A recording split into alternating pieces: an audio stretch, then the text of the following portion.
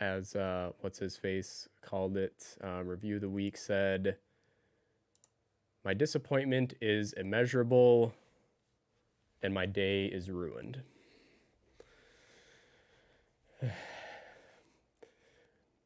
I can't sleep. Tried for 3 hours. Ooh, that's rough. Not getting sleep. Florida is still hot. Yeah, I imagine it is. How cold does it get in Florida? I feel like it can't get. I mean, it probably relatively speaking very cold for you, but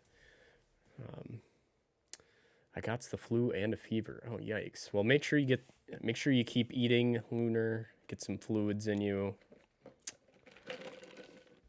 Take some of those meds to alleviate symptoms. Hope you feel better soon. 28 is the coldest you remember. Man, that's really that's sad because that's how cold it was today. If the winters got this cold and just stayed like this all winter, I could handle that. But it's not going to. It's going to keep getting colder and colder. But Kate told me that it was going to get cold this week and then be kind of normal again next week. So we'll see. But normal for us, like a lot of times we have snow on Halloween. Um, so as you may have noticed, no Animal Crossing game today. I have to be honest with you guys. I have a feeling I'm going to start shifting away from that. Um, Animal Crossing is good fun, but you know, so our friend Justin was streaming the other day some Animal Crossing, and he kind of made a comment that I very much agree with. Once you put 700 hours into a game like Animal Crossing, it, it's hard to keep the magic alive. And you know, I have I have a lot to thank Animal Crossing for. Hey Justin, welcome. Speak of the devil. Our friend Justin is here. Um, I kind of the foundation of my channel was built on Animal Crossing. Obviously, the game shows were very popular, but I would much sooner be happy streaming games I have some enthusiasm for. Like I like trying out new games, and I know it's hard to grow as like a variety streamer. But I'd much sooner grow at a slower pace and have fun than force myself to play a game that I'm just right now the energy is just kind of zapped out of me with Animal Crossing. I'm just kind of sick of it right now. So I think you're going to be seeing a shift in that over the next few weeks here, and I'd like to get into some indie games, some games that I've had on my backlog. But I think it'll be a good time. So, and I do appreciate those comments. Watch whatever you play. Follow you, not for the AC. Yeah, that means a lot. Thank you. And I feel you 100%, says Ginger. Yeah.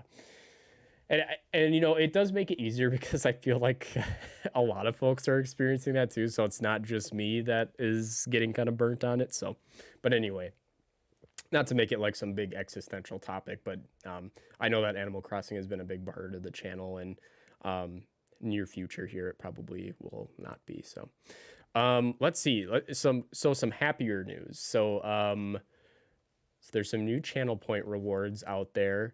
I have to, full disclosure, so the Clem Cam, it is not in an optimal place yet, and that is because I ordered a USB extension cable. So once I get that in, I'll actually be able to have a front shot of the tank. Right now, it's just here. I'll give you a freebie because she's actually sticking out right now, so you can see her. So eventually it will be a front. Oh, and we've got that little static transition now too. So eventually it'll be a front shot of the tank, where that tripod is to the left. But for now, you'll have to see my messy office. Well, the part of the office that's messy. The part where I stream is clean right now. But I have, let's see, Clem, She's looking for worms. So we added a handful of new channel point rewards. There's that. There's the dad joke ones. And also, I gotta change the exposure on my camera here too. It's kind of looking janky. Book of Unusual Knowledge. I haven't looked at it all because I kind of want it to be a surprise. But that is also a thing we have. So we can redeem weird facts from here. And Justin did that, and Ginger did the mealworm. So let's do the mealworm first. She will be very excited for this. She already knows something's coming because I'm moving.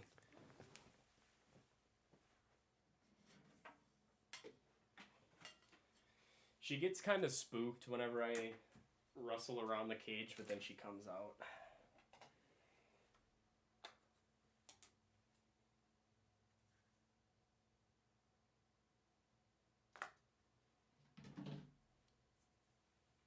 Glenn.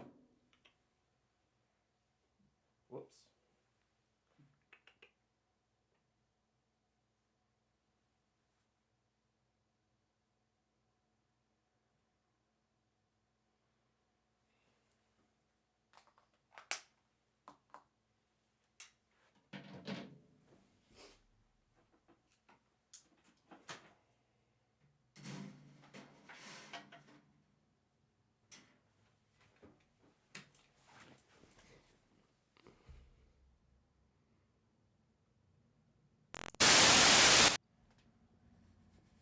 And there we go. There's.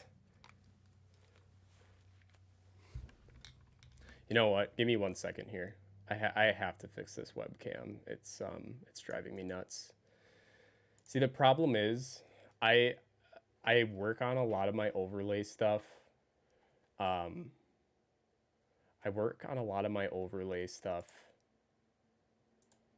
at night, right? And so if I'm streaming at a time that is not that time, the light coming into the room looks a lot different. So there we go. It's a little bit better. So the struggle is real. Yeah, she has. She's getting big, and she'll get bigger than that too. But her tail's getting nice and fat. She's healthy, so that's good. So a lot of times when you get them from the pet store, they're kind of in rough shape because I can tell you from experience, they're not kept in the best. They live in a tank smaller than that with like 10 of them crammed in there, so they're in a stressed environment. So, she's doing better now though.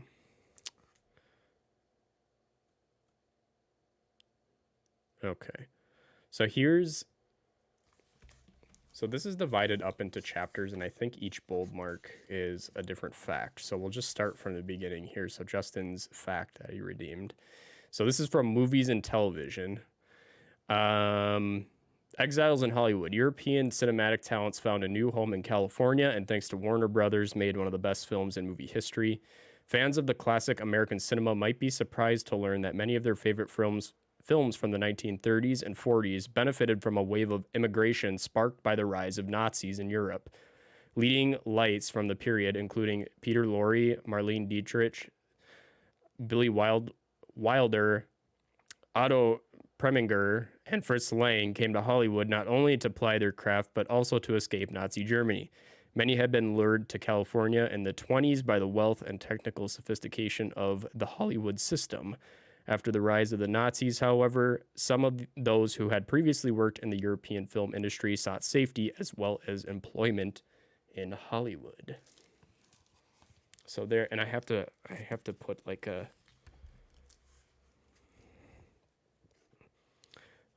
have a highlighter, so I'm going to be highlighting the facts that we read.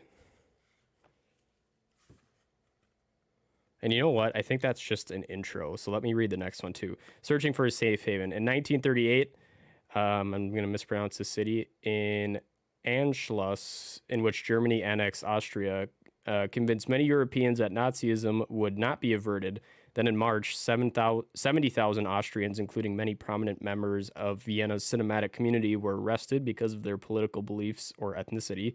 Following the 1938 Kristallnacht, or Night of Broken Glass, during which Nazis destroyed Jewish property and sent as many as 30,000 to prison camps, the fervor to find a safe haven abroad increased. Sadly, the world had not yet recognized the true threat of Nazi Germany, and no country, including the United States, was ready to welcome the flood of Jewish immigrants.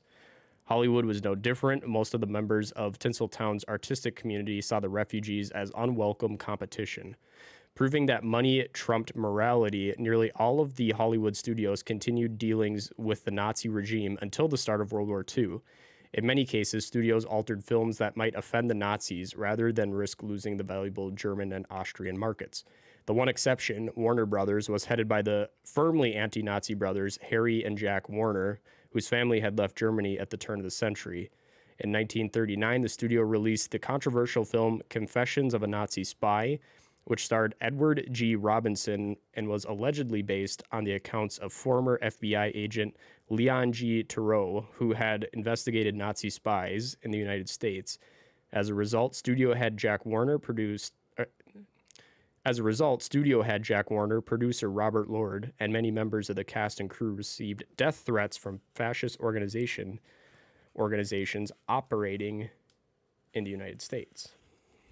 So there is our first little fact. I wouldn't say that. Well, I guess it's unusual knowledge, not useless, unusual. But I thought that was kind of interesting. Yes. Here I'll show you eggs. This she's sticking out still. She is. This is Clem. Oh, wrong camera. That is Clem. I have not seen Metropolis, Justin. What is that about? Oh, and thank you for the bit story. Very much appreciated. Give you a quick ding here while Clem is hanging out.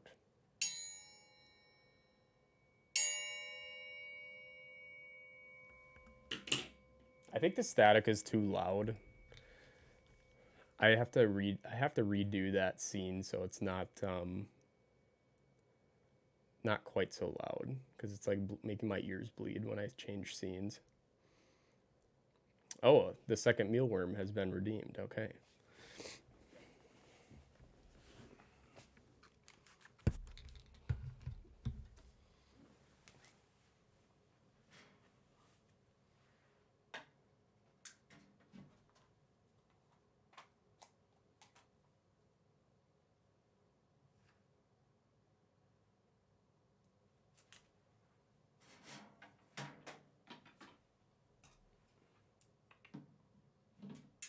You're ready, aren't you?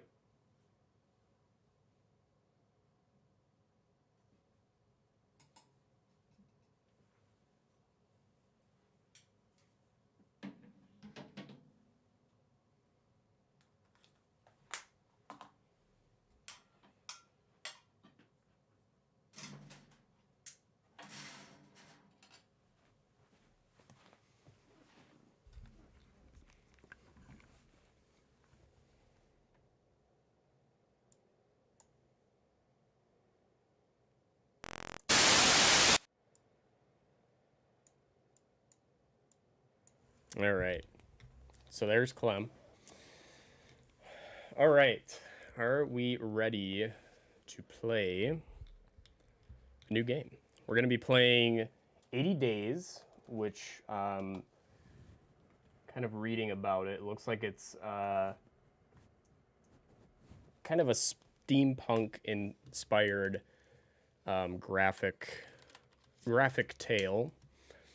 This one was recommended to us by Justin, and he has not led us astray yet. So I think it looks good. So I am excited to try it out. So let's hop into it, folks. And thank you for the lurks, Dory and Ginger. Yeah, sorry about the static thing. I kind of like it, but it's too loud. I gotta redo that in Premiere. And Catherine too, she says hi. Well, hello, Catherine. How are you doing? It was nice seeing you and Justin play Untitled Goose Game today. That looked well. I have played it a bit myself, but it looked like it was fun playing that co-op like that. All right. Eggs, I have played Rocket League. Actually, I would say probably about a half year ago, me and my buddies were playing that pretty regularly. I'm not the best at it, but I quite enjoyed the time I spent with it, and now it's free to play, which is kind of cool.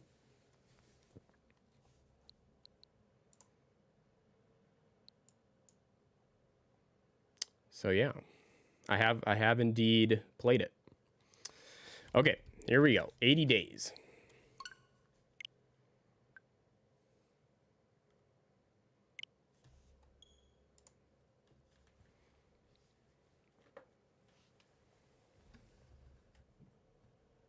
Gotta grab my drink, my little drinky poo, which is just water. London, 1872. I have entered into the service of a new gentleman, it would seem. He is a gambling man.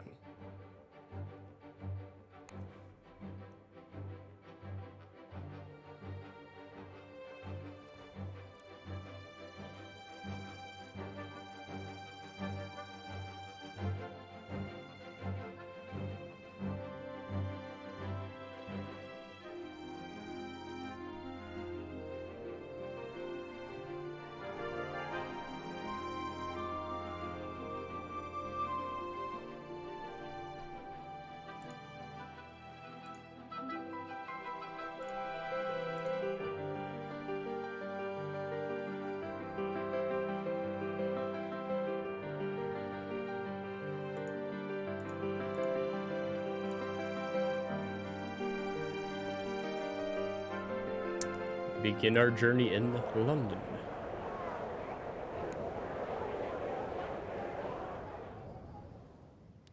Monsieur Phileas Fogg returned home early from the Reform Club and in a newfangled steam carriage. Besides, I helped him down, and the iron-lunged, steam-driven horses clattered away. Passepartout, said he, we're going around the world. Around the world, monsieur? I asked, utterly astonished. We shall circumnavigate the globe within 80 days. He was quite calm as he proposed this wild scheme. We leave for Paris on the 8:25 in an hour. You are in jest, I told him in a dignified affront. You make the mock of me, monsieur. I have to let you know ahead of time that I'm going to mispronounce a lot of these words, so apologies. Hello, Valor. Welcome. I am quite serious. Pack an altimeter, and my evening jacket. There is not a moment to waste. Yes, Passepartout. Now have funds. Your character is now polished.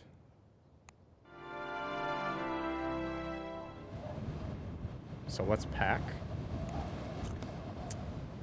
There was a moment to seize anything further that I thought might be useful for our long trip. A slender volume listing all shipping routes within Europe. A wax cylinder inscribed with marks describing a recording of a symphony, valuable in Vienna, Paris, and Copenhagen. Playing cards, standard deck of 52. Of interest to humorous, stalwart, official, and soldier types. Pocket altimeter. Air sickness is psychological, and altimeter can be most reassuring. And a well-fitting, neatly tailored I'm gonna screw up so many of these words. Saville Row evening jacket, priceless, part of the Englishman's wardrobe. Okay, so I wonder if I have room for all of these. I guess we'll find out. Oh, I don't. Well, I feel like I should definitely bring this.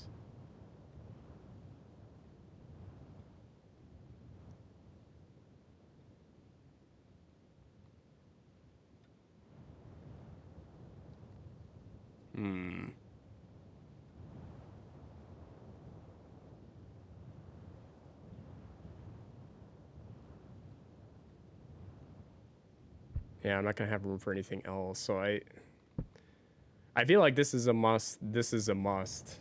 And I'm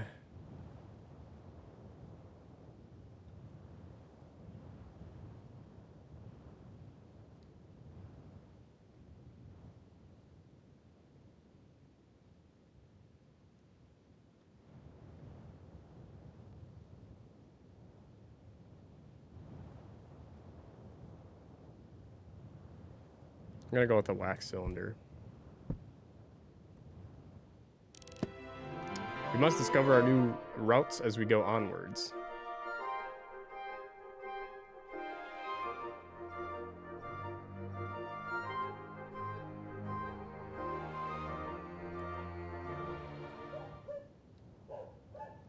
Just make sure there's... Okay, I didn't get any more room. I'm on fine form despite your efforts.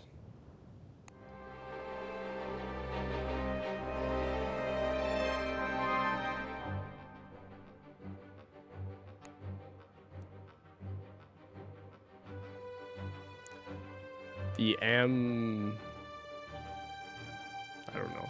Express to Paris, departing now. Amphit,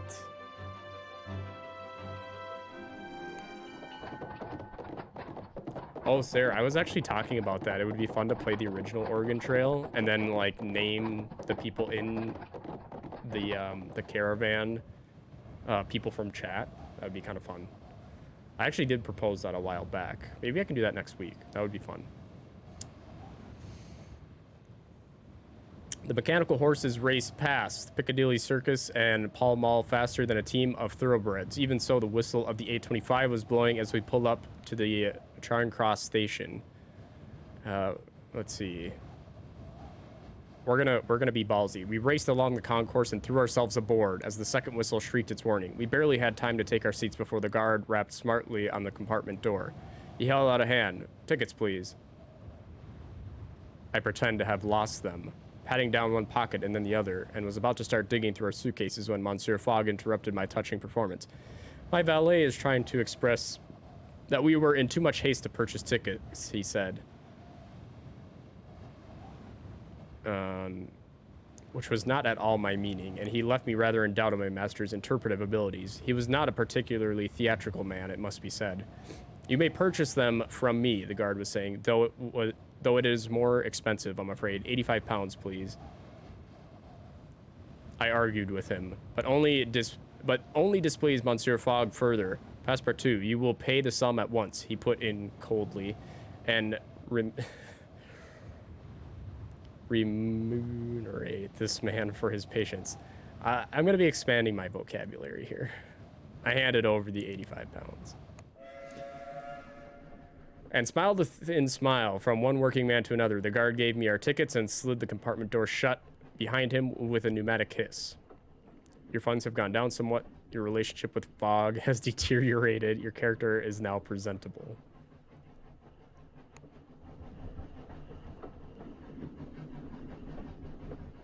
Let's converse. I am at your service, Monsieur Fogg. Ah, the bumbling Passepartout. Let's talk about the journey. But tell me, Monsieur, what is the purpose of our journey? I have made a hefty wager. I do not intend to lose it. The journey will be most expensive, Monsieur. Indeed, but we can earn a little from buying and selling our possessions as we travel. Very good.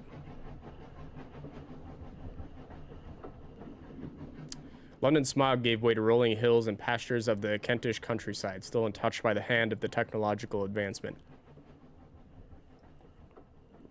Monsieur Fogg read his paper whilst I repacked our bags, thrown together in haste and confusion. As afternoon turned, I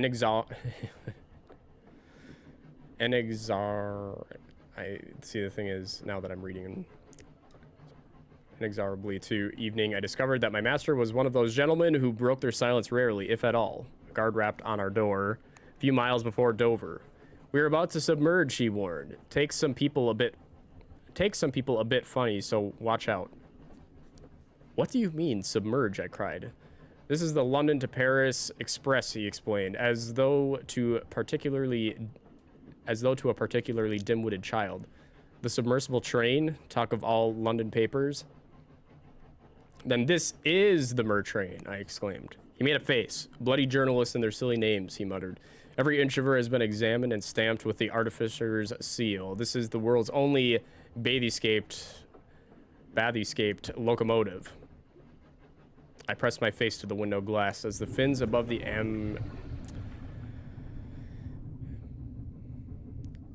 Amphitrite's wheels extended with a hydraulic hiss. Night fell and we plunged past the end of the track into the freezing water of the English Channel. Relations with fog have improved slightly.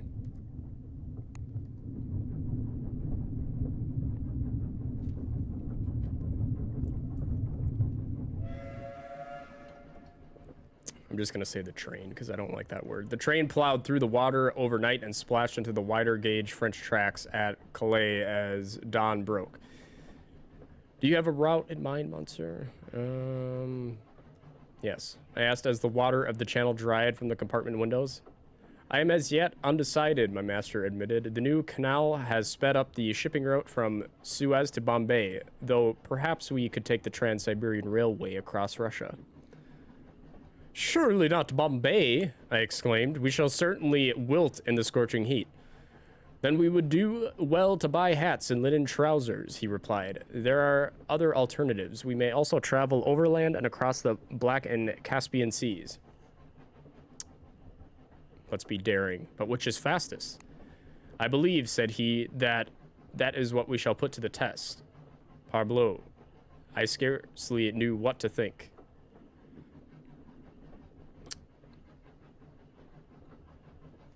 We arrived at Paris Gare du Nord just after 1 o'clock. Automation porters lifted our luggage and then our persons onto the platform with long, delicately filigreed iron arms. Paris, city of my heart. I was home, but not to stay. I'm sure Justin and the other Europeans will be cringing as I mispronounce all these city names. It is an indictment of the U.S. education system.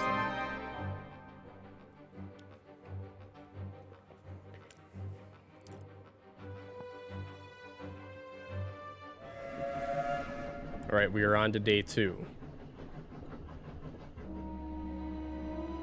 Okay, so the time is moving rapidly. Some of our possessions will fetch a few pounds here. Let's go to the bank, I guess. We must visit the bank, Monsieur Fogg declared. You have additional funds? I'm a gentleman. They would extend me credit if required, he replied. But do you suppose I put my entire fortune into a carpet bag under your supervision? Of course, I regarded. The manager of the bank we entered, a small man who greeted us with greedy enthusiasm. You wish to withdraw funds, we were told. I warn you, it may take some time.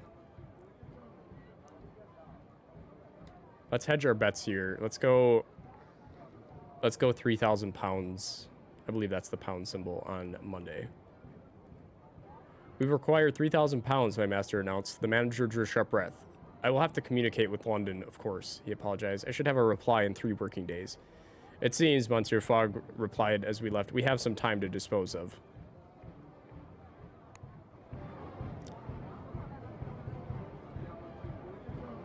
Let's explore.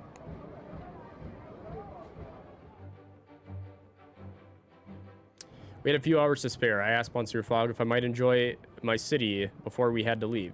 Indeed, you should learn of anything of note. Be sure to relay it. I nodded and headed into town. Not at all. You'll be in your element crossing the U.S. if you go that way later. Yes. Hopefully. Let's see.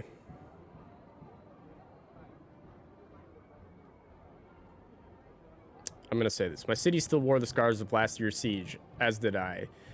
Paris and France had surrendered to the Prussian army after 4.5 months of grim, blood-soaked resistance in the Franco-Prussian War.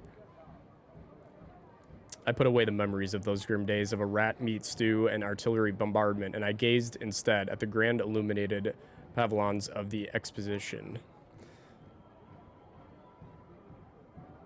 I went westward towards an airship hangar, past a booth with a husband and wife pair selling panoramic hot air balloon rides to eager tourists. I inquired as to their hourly rate, wondering if perhaps the balloon could be encouraged to go a little way east as well and contribute to our great journey. 80 pounds for a half-hour flight, the man responded. I gaped. That is robbery. The man shrugged. We are the only balloonists here today. Are you willing to miss out on the experience of a flight over Paris? I am going around the world, I replied. I hope for much more impressive sights in the days to come. The man nodded and moved to the next punter with great swiftness. I regarded the airships that filled the hangar behind him. There were a huge number on display from all over the world. My eye was immediately caught by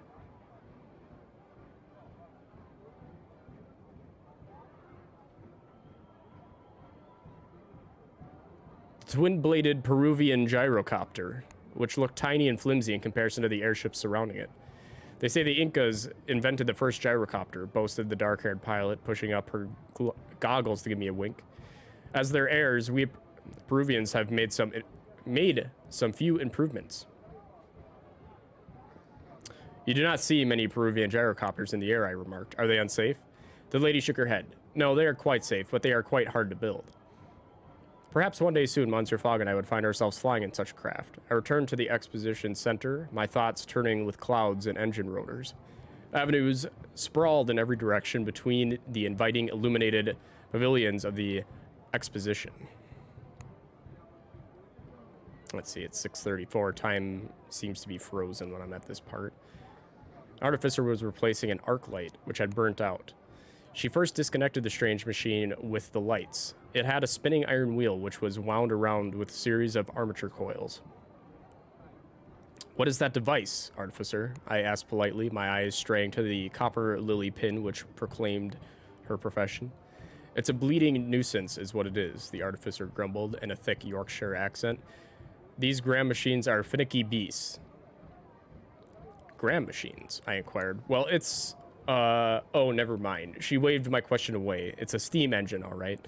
Only it doesn't make steam. Will that do? I hate explaining this stuff to laymen.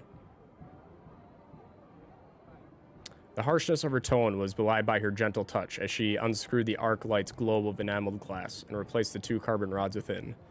She reconnected the supply, and the 10 Yablokov candles connected in a series lit up once more.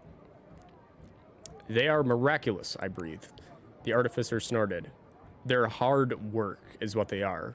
Miracles indeed, but her mouth softened into a smile, a small, proud smile. She looked at her pocket watch, cursed, and hurried off, dropping something as she went. I hurried after her to return it. We're not going to steal. And she thanked me. My medallion. I need that to get my lunch from the canteen. Thank you. I bowed in return, and she giggled. Stop that. You'll make me blush. She rubbed the coin thoughtfully. I was given this for my work in Istanbul, you know. I made a very special automation. I think it works as a driver now, on the route up from Izmir. I think that's right. An automation who can drive? Of course. Is that so strange? I could only shrug. Who knows what is normal in this modern world? I looked about me once more. Crowds of tourists jostled and heaved past, their eyes wide with wonder. Let's see. What should we do next? I headed towards the red and purple tents of the Artificers Guild, draped with banners emblazoned with their copper lily sigil. A steam-powered automaton orchestra played gleaming brass instruments, while a mechanical sommelier popped the cork from a champagne bottle and poured out bubbling over glasses for passing tourists. The writing style is very interesting. It's feels very elegant, but it doesn't roll off the tongue very easily when reading out loud. One of the artificers had his hands deep inside a human-shaped automaton. Rummaging through its clockwork innards, he took out a piece of engraved glass and peered at it with a jeweler's loupe. Dash thing, he cursed in upper class English tones and then looked up. Oh, hello. I didn't mean to interrupt, I said politely. Nonsense, young man. He waved the glass shard dismissively. I'm trying to build an automaton that can cook, you see, but it's not going well. He looked mournful. This one can't even fry a chip. How long have you been trying, I asked. It's been a dream of mine ever since I was a young lad at boarding school. It's why I became an artificer. The wistful tone dropped into horror. The things old Mrs. Parsons could do to a cabbage, the tender stomachs of Britain's youth, would be much safer in mechanical hands. Perhaps they should simply hire French cooks, I suggested with a little wink. A French cook, eh? The artificer stroked his mustache thoughtfully. Good thought, old chap. Perhaps I'll go and find myself a cook to model my automaton upon. The artificer smiled. I wished him well in his culinary endeavors. He was, at least, in the right city to find a cook, and returned to the center of the exposition, ears ringing with the bombastic tunes of the steam orchestra. My feet were tiring, and the hour was growing late. I returned to Monsieur Fogg, who was eating a meal of plain boiled beef, à l'anglaise. Did you enjoy the exposition? My master inquired diffidently. And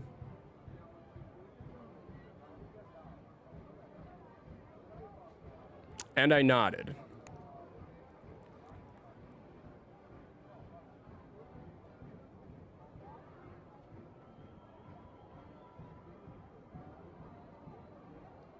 Will we travel by airship, do you suppose? I asked.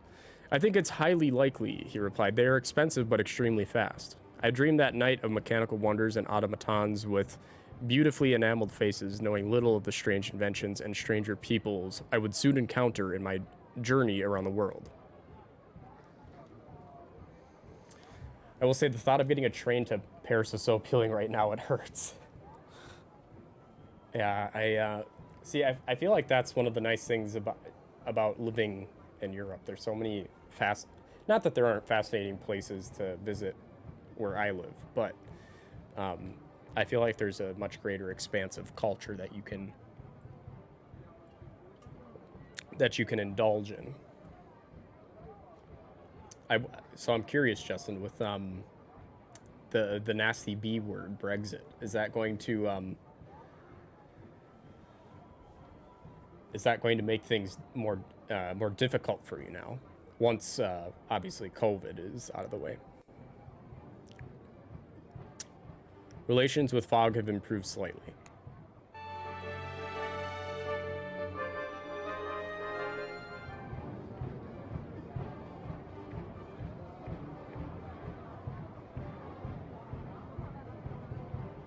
Let's go to the market.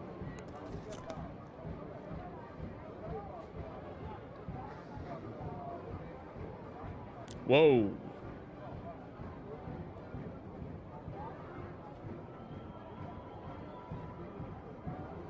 But we're in, so if it's worth this much here, I feel like we can get, I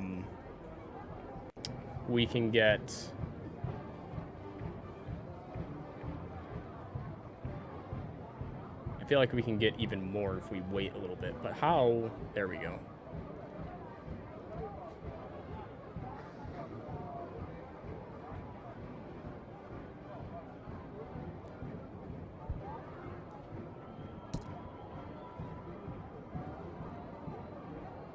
See, so I'm gonna start buying stuff in the hopes that we can sell it later. Worth 2,300 pounds in Berlin. Fuck it, let's do it.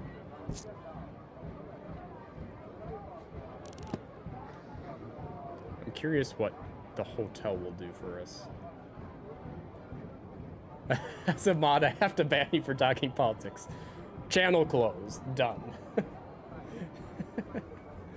It's less than ideal, and practice means paperwork friction rather than not being able to go at all. Yeah, I kind of figured it would, at the very least, increase the paper trail for you, which is a bummer. I don't know what the hotel is going to do. It's still early on in the journey, so I feel like I should maybe try to get some of the mistakes out of the way early, so let's try that. Oh. We took a hotel for the night. We will be comfortable here, Monsieur Fogg remarked, but traveling overnight will often be more efficient.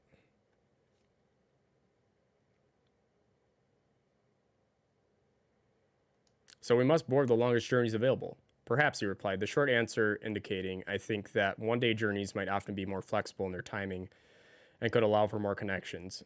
Still, the surrounds of the Hotel Ritz were most enjoyable.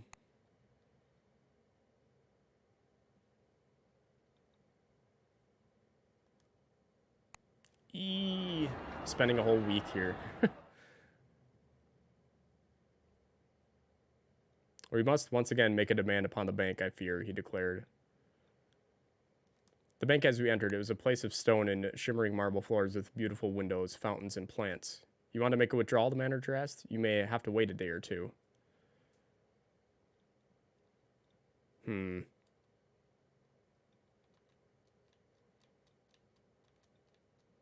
I don't want to wait till Tuesday, though. Well, we just bought a bunch of valuables that we can maybe pawn off, so let's do £1,000. I'll need to talk to the London branch to confirm, you understand, he explained. The funds will be ready tomorrow.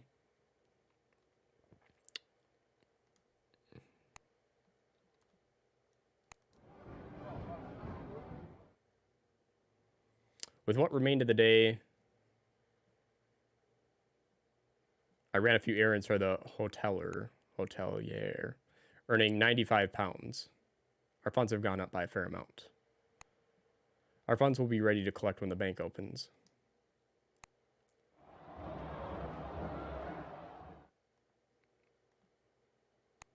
That mirror seems to be occupying your attention somewhat.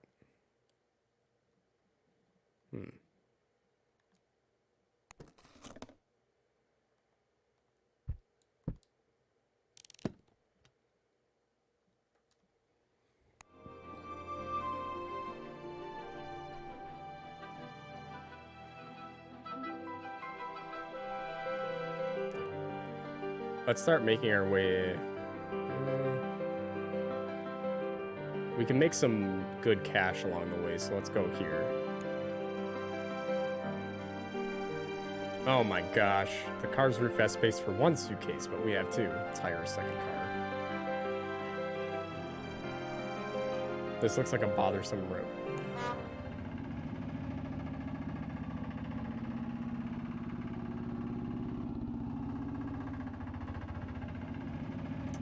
Hello, Tone. Obviously worse if you wanted to live, work somewhere in Europe, which was a right for me. Did I give up on the pack? No, I didn't. I'm just doing this instead. Found a member of the Coachmakers Guild to carry us to Amsterdam. She loaded the cases onto the back and stoked the boiler and took off at high speed along the coastal road, swerving around each corner with considerable skill, and I think a touch of showmanship. I clung on tight. This would be a terrific ride. Your character is now polished. Greetings, driver.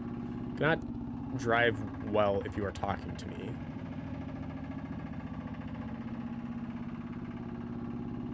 Pray, tell me about Amsterdam. They will still grow the best tulips in Amsterdam, no question.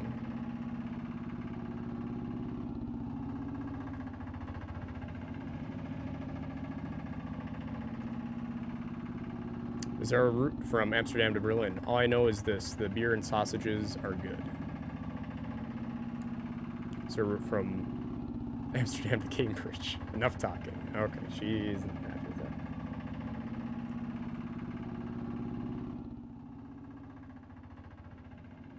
Once or twice, the metal rim wheels lifted the chassis clear from the road on one side, only to bump down after a chuff and puff more of the engine.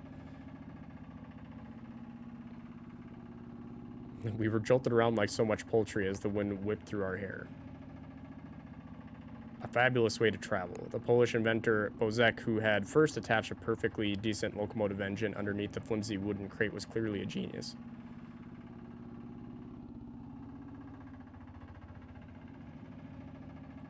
My good friends, if I were not destined to be a valet until the day I have gray hairs in my ears, would have become a car driver and Gad the rich and famous around the mountains of south of France every day between the hours of 2 and 6. Does such a role exist? Perhaps I will invent it if not. Toot toot. I'm not going to talk. Well, let's try one more time. As we rattled along, I spoke to our driver about what lay ahead and learned that there is neither bank nor market in Christiana.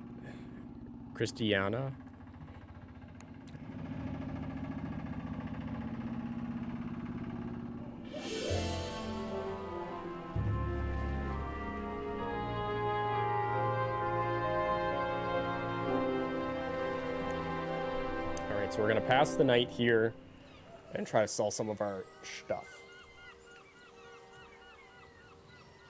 Though the people of Amsterdam move about its canal-side streets with a sense of optimism and good cheer, one look at the buildings tell another story. Perhaps 200 years ago, this was the center of the world, but these days, the Zulu diamond fields have drawn away the trade from Europe, and the importance of Amsterdam is a little faded. I sympathize. Is that Bonsoir? Bonsoir? France's own position has been precarious since the war with Prussia, which did not, to put it mildly, resolve in our favor. Would I walk along the scene one day, thinking back to our days of lost glory? I approached a street peddler for advice who greeted me with a cheerful smile beneath a caterpillar-like mustache.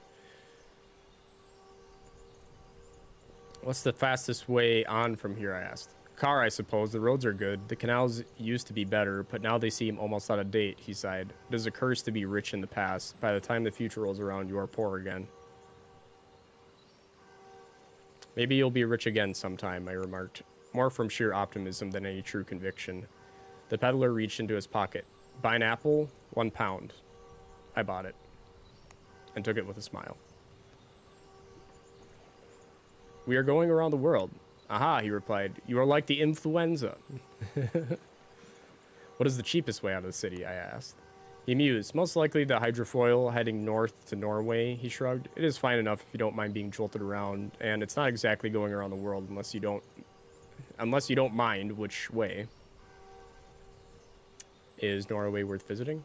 He shrugged and made a vague gesture. I hear the Norwegians are moving underground. Who knows? They have stranger ways over there. There was, of course, the route following the canal south, and the particular route towards the Rhine, though I feared that to end up in Munich after nearly a week of travel would hardly please my hard-driving master. So many choices, all that remained was to choose the best way to depart.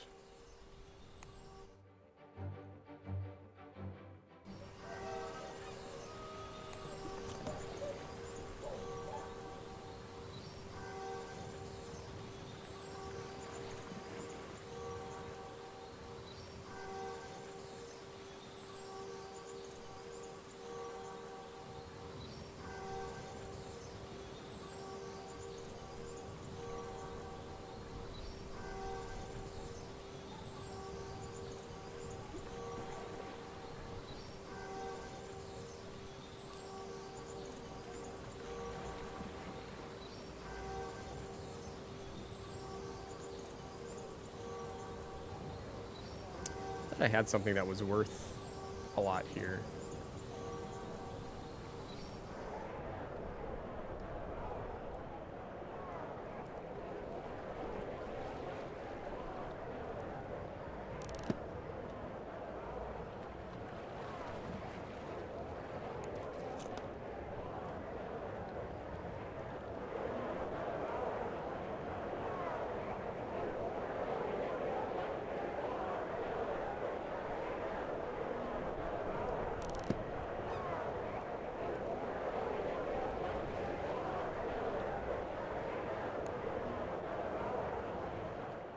It took a few hours to explore, investigating the various options for how we might continue our journey. Oh.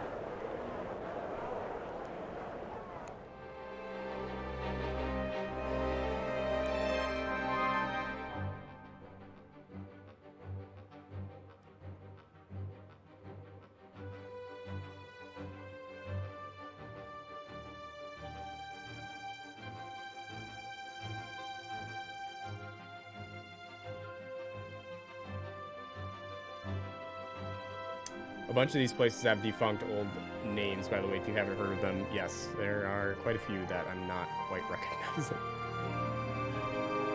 Oh boy, okay, so do we go to Munich?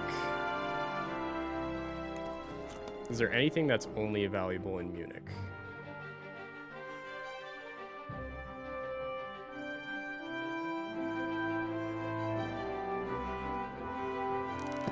No, I feel like we should go to Berlin.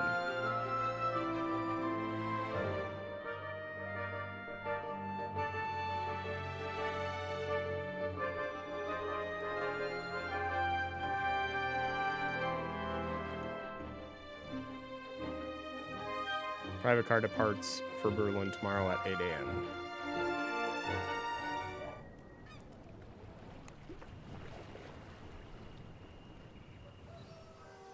As night fell, made certain to repack and iron everything to ensure everything was ship-shape for our inevitable departure. The character is now suave.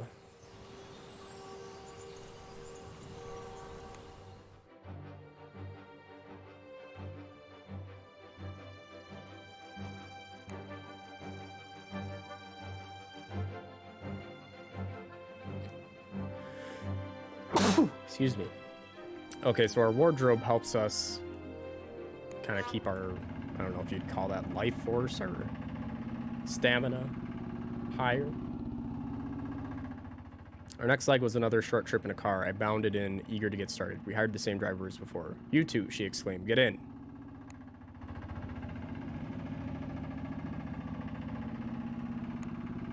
What is your wish, master? Passepartout? How was our progress, monsieur? Day 6, I believe? Early days. How are our funds? We are quite comfortable. Okay. It's reassuring. Blessed be. Yes, blessed be unto you as well, Tonus.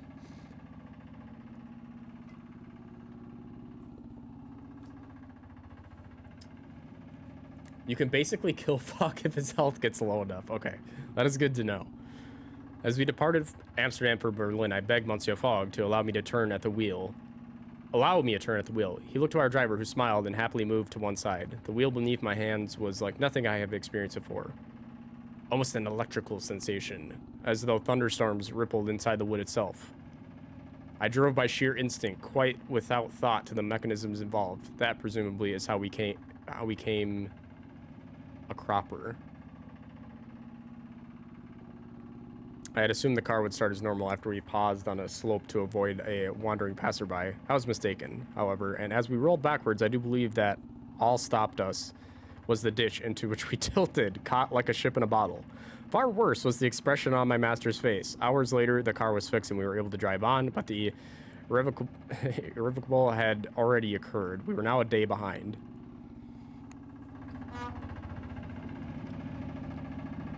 Oops. A shaped mustache, excellent. Okay, so I made his life go up, I guess. So this is kind of like, this does kind of have feelings of Oregon Trail. A little more, modern touch to it. We had made good progress in the car, but not enough to recover our lost time. Toot, my friends, toot. So, our driver asked quite suddenly, after a full day and a half of silence, why are you going to Berlin anyway? We are going around the world. The driver frowned. By car? By car? Train? Airship? Whatever we can find. She nodded. You should go south into Africa, she said. The Zulus near Ulundi run long-distance ships across the world.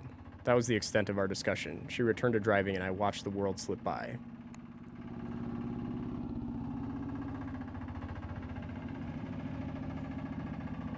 What's the score tone? The road swept beneath our feet like a dogged gardener. Finally, we came upon the sight of tiled roofs, the harbor, and the smell of herring. We had arrived in Berlin.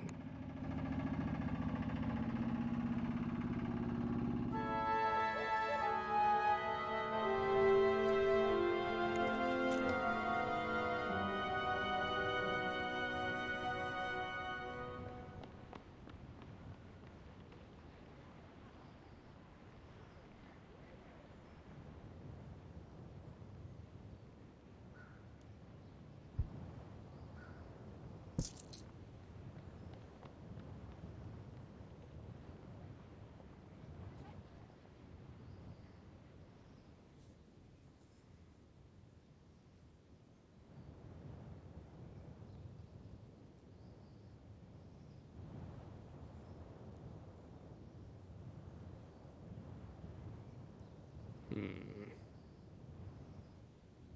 Oh, yikes. So, getting destroyed, it seems.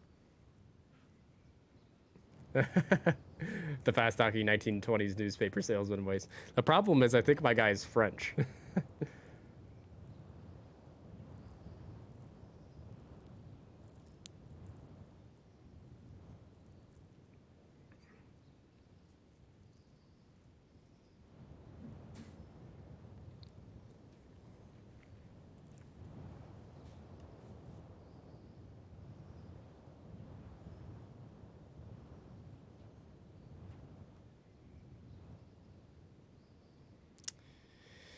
See, I'm not quite sure how I should be handling the clothing situation because it seems like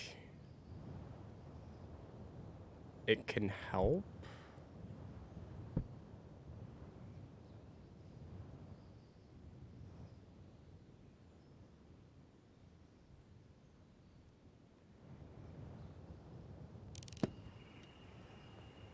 I am roaring in health, but we must make haste.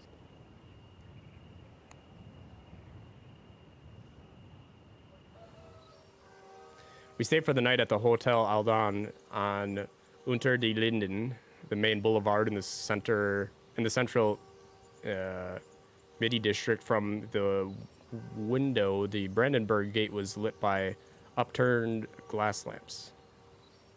I went for a late night stroll along the avenue past groups of people drinking at low tables. I sat down beside a pair of ladies who were each trying to outdrink the other. I kept score for them as jug by jug they slid slowly underneath the outdoor table onto cobblestones beneath. The evening was riotous, and I learned from my new friends, Adele and Claudia, that some buyers will pay well for my handheld mirrors from Copenhagen.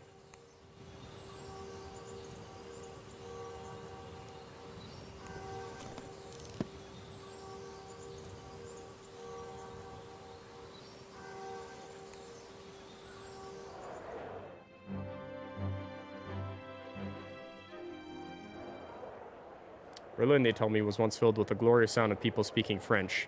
Not so anymore. Now there is nothing but the crashing of gears. Every street corner is equipped with rotaries and wheeled systems that spin glass globes, this way and that. Their purpose is quite unclear. But when I investigated one... Wait, where did my thing go? But when I investigated one by clambering up the pole using my acrobatic training, much to my master's horror, I found it was solid crystal sphere with no openings and nothing inside. The mystery persisted until nightfall, when these globes all lit up, and the people of Berlin clustered around the warmth of the globes to drink beer and converse. It seems they work hard here, but they celebrate with equal vigor. We joined in the merriment, earning ourselves the offer of a lift all the way to Bucharest from a stocky blonde man who spoke only in monosyllables. I sipped out a mug of beer with a thick head and recoiled in horror. These fiends put wheat in their beer. The afternoon turned to evening, and we finished our explorations of Berlin.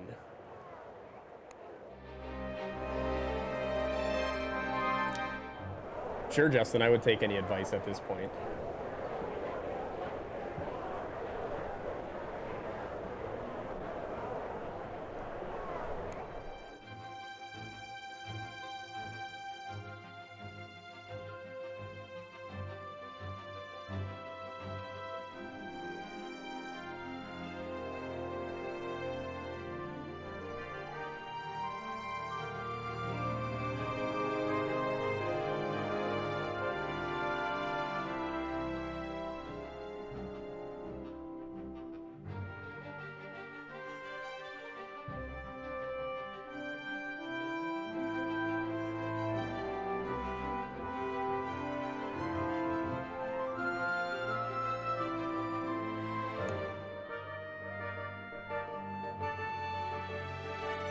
I mean, I know it's not going to be a straight line across, but, well, I guess I'm kind of moving a little bit.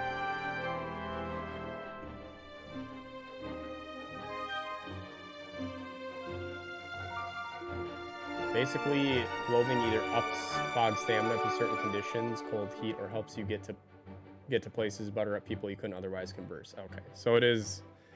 They can have some importance. Boyle is in the game. Is Rogers injured, or are they just yanking him to protect him at this point?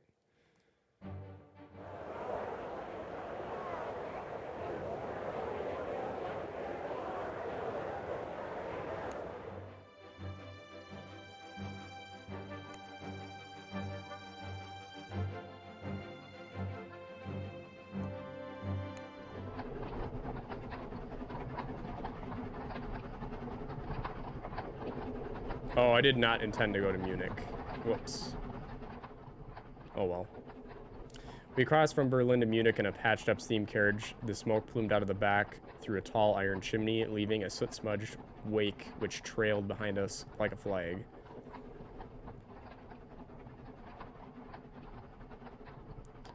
Our driver, Christoph, could not stop talking of his father, who was an engine driver who had just been promoted. The Kaiser has merged all the state railways into the Reich Railway. He told us proudly, we have the most efficient system in all of Europe. What of the Orient Express, I asked.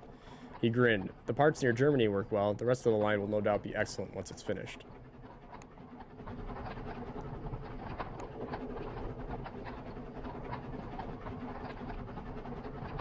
One man passing called out, "You are English?"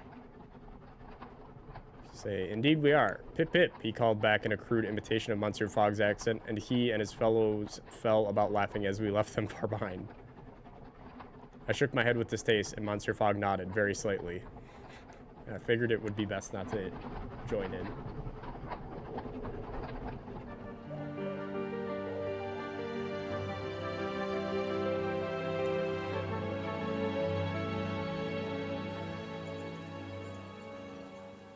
As I previously noted, the Franco-Prussian War had concluded, but a year previously, thus my French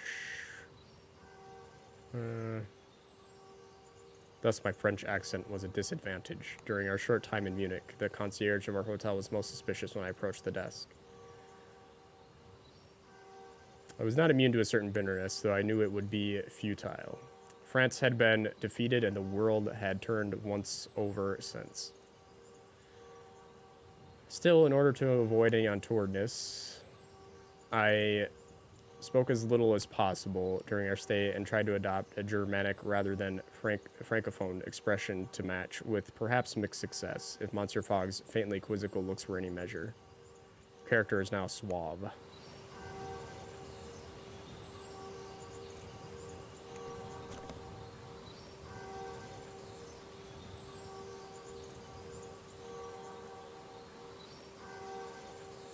This looks like it could be handy.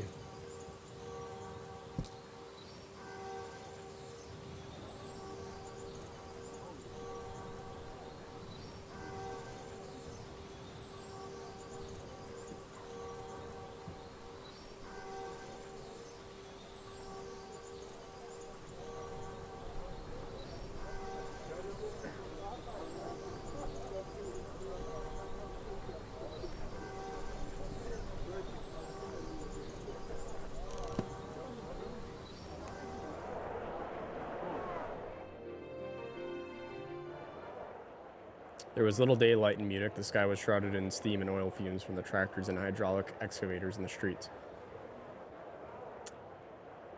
Workers shouted to each other over the din of construction, while the more fastidious citizens wore dark cloaks over their finery. I brushed a few specks of dirt from my collar, absent-mindedly, far more intrigued by the gleaming machines remaking the city's skylines. Rumor had it this work was the doing of the Bavarian king. But the spectacle was more interesting than the patronage. What does it matter who makes the machines when the machines themselves are so wondrous? Must we look for the creator's hand behind every gleaming marble? I shared the thought with Monsieur Fogg, who raised an eyebrow. All machines eventually go wrong, and then it is imperative that we know how to fix them. I felt altogether chastened. I do sometimes wonder if my master truly appreciates my skills.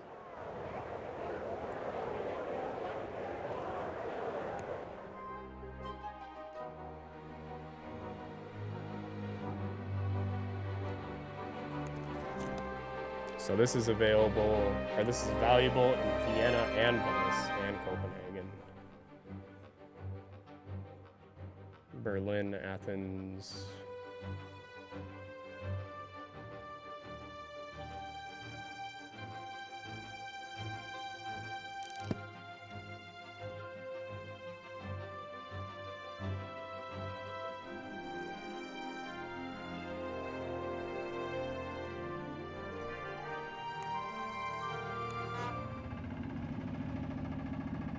We are in the Bozek car.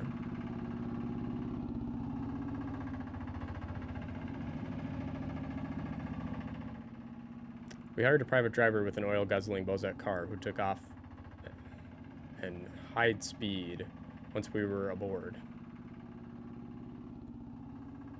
It appeared to be reinforced with metal strips and brackets that looked a lot like parts from broken farm equipment. The driver himself had haymaker hands that suggested he had not long ago been a laborer on the land. I asked him about himself as we drove, but he replied in monosyllables, so our conversation degenerated into a guessing game. Had he designed the car himself? No, it was a Bozek designed by Bozek, of course. Was he, or had he been a soldier? No, and that war with France had seemed most unnecessary to him. Did he like Venice? Yes, it was very beautiful, especially at night. I exhausted him. We fell silent, but for the sputtering and spurting of the engine as it exploded rhythmically beneath us.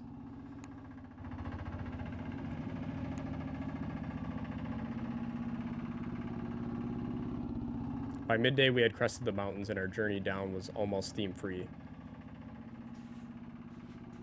I relished the fresh air, and I could see my master did as well. And then there was the Adriatic Sea, sparkling as though encrusted with jewels.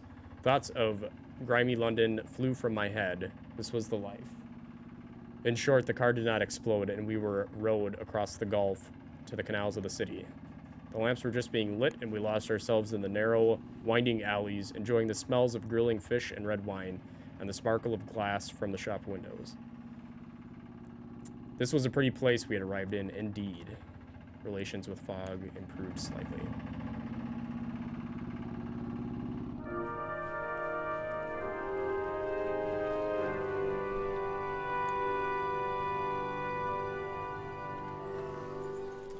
So I was walking along a canal side in Venice when I found myself in the midst of a group of revelers. They were a fabulous array of masks, some beak-nosed, others brightly feathered, and even some spun of fine glittering wire.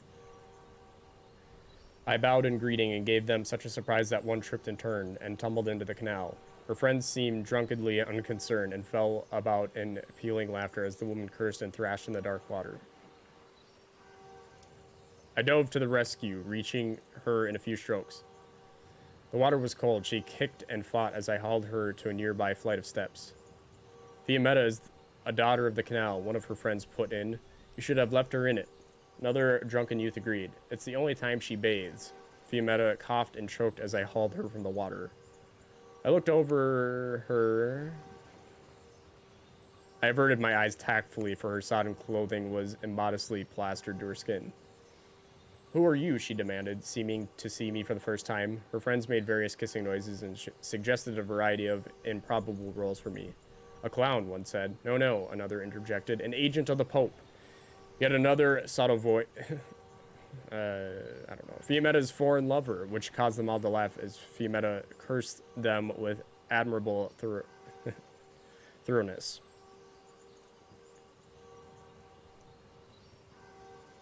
Fog and Vespertile aren't racing around the world. They're just on vacation here.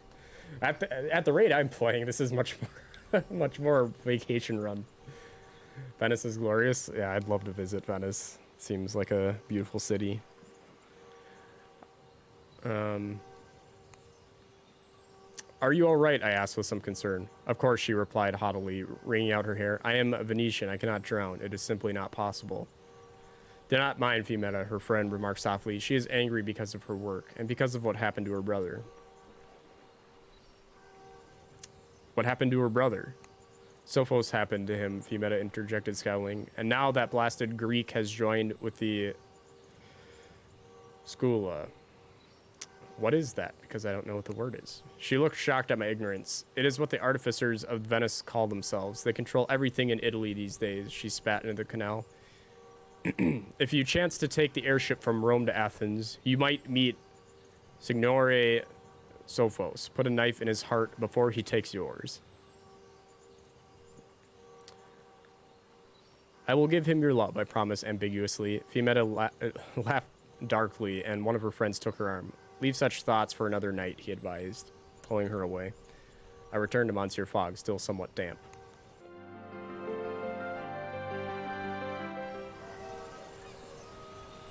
Locate.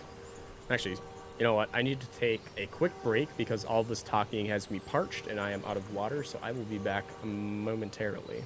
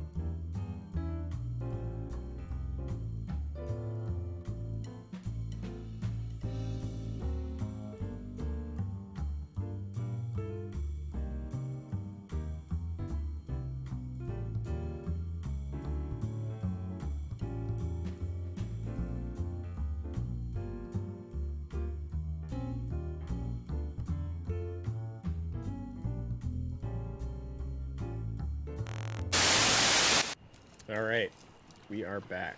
Got a burger.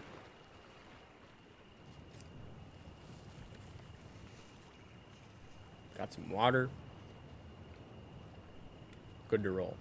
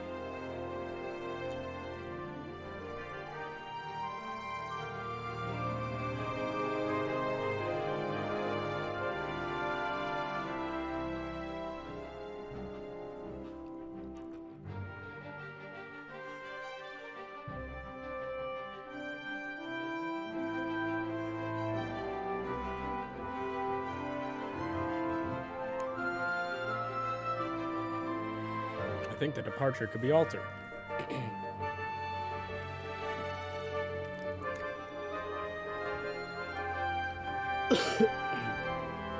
So let's save 2 days. Let's spend the money because supposedly we can make $4,000 on that mask.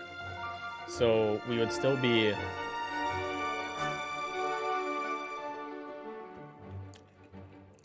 We would still be ahead monetarily from where we are now if we were to negotiate this. Let's see if we can do it. Okay. It's cool this hobby helped us grow together. All the guys in the hobby bitch about their wives, girlfriends, etc. complaining, and my significant other has me egging him on when he doesn't want to spend more money.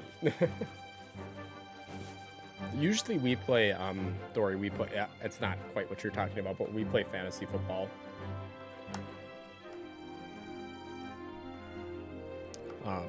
But that's good fun. But we decided to call it this year just because like the season's unpredictable, and then we have to worry about like what do you do if your players get COVID and are out, you know, those things. But it looks like the Packers got thoroughly routed by the Buccaneers today, so.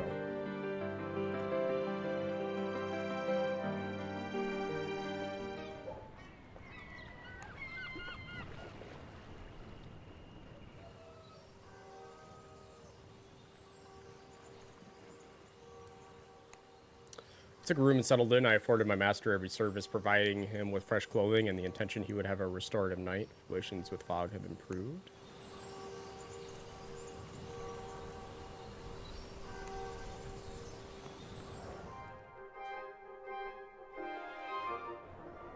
I was waiting my turn at a gondola rank near the Rialta Bridge when a gondolier from across the canal waved frantically to catch my attention. Monsieur, I will take you. I recognized that voice. Mon Dieu.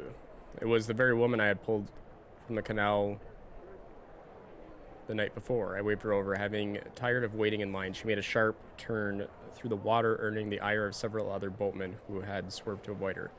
Fiametta, the booking agent who ran the rank, shook his fist in her direction. Leave my customers alone. You deserve no customers, Zorzi, Fiametta shouted back, ignoring me entirely. Was it possible she did not remember me? Those creatures of yours are not gondoliers. They know nothing of the soul of Venice.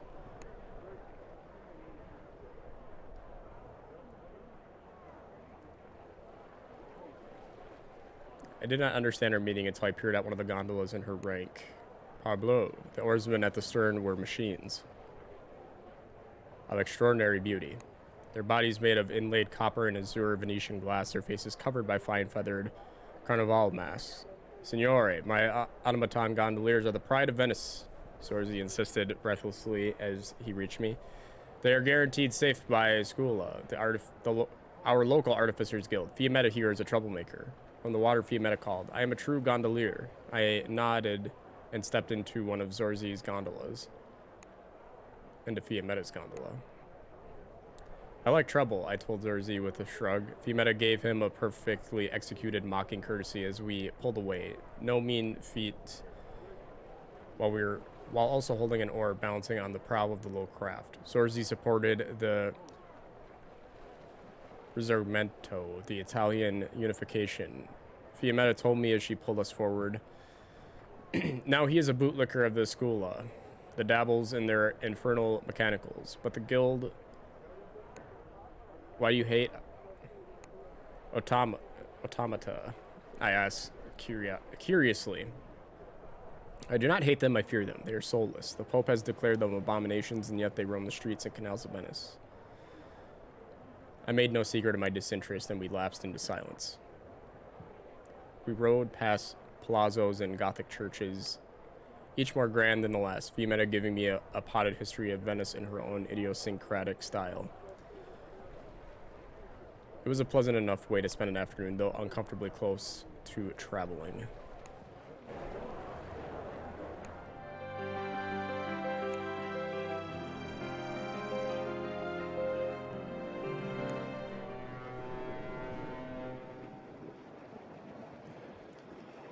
I skipped this year, only had 2 guys at work to join. I know more this year than last, so I would have killed it. We bet on an app, but we also buy cards and do breaks, so that's part of it. Well, I see it that way. So yeah, bookie. All right, so Kate redeemed the second piece of unusual knowledge, so we'll take a quick break for that. All right, so we are still in the movies and television category. A cinematic classic is born, although scores of intellectuals and artists who fled Nazi Europe abandoned their artistic talents during their exile in the United States. Others prospered, and though their efforts changed the course of American cinema... through their efforts, changed the course of American cinema. Nowhere is this more apparent than in the classic Warner Brothers film Casablanca from 1942. Though much of the film's storyline and setting are fictional, for example, there aren't any Nazis in Casablanca during World War II, the romanticized story of Europeans seeking refuge in America featured a cast and crew largely comprised of refugees from Hitler's Europe. In fact, 11 of the 14 names that appear in the film's opening credits are European. The film's director, Michael Curtiz, had left his native Hungary before the rise of Hitler, and his sensibilities were still deeply rooted in the Viennese cinema where he first made his mark. Technical advisor Robert Asner had fled France using the same route outlined in the film's opening narration.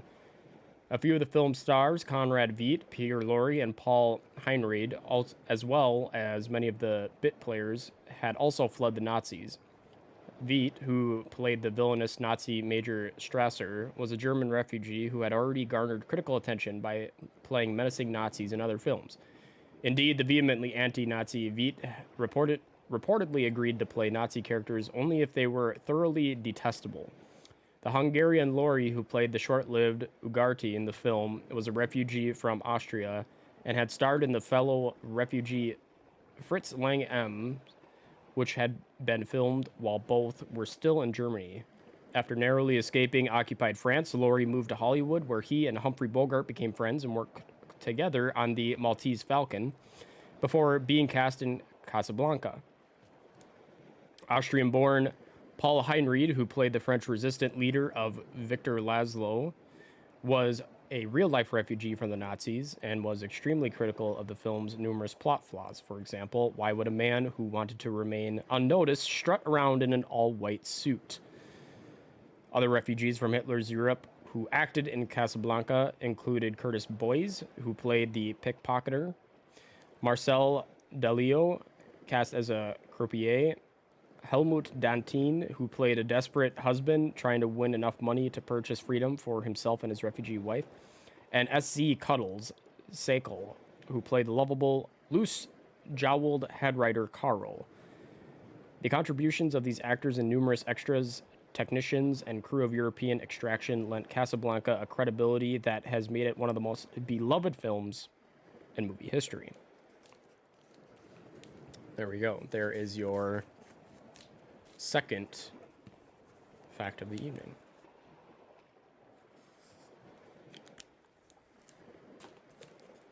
And it is highlighted, never to be read again. All right.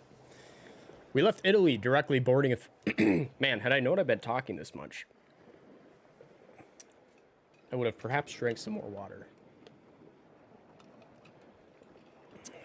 We left Italy directly, boarding a ferry to take us to Athens via the port of Patras on the east coast. Let us converse.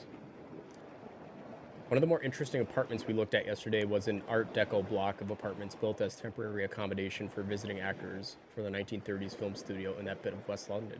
Ooh, that's really cool. Is that one of the ones you're interested in? I am at your service, Monsieur Fogg. Passepartout.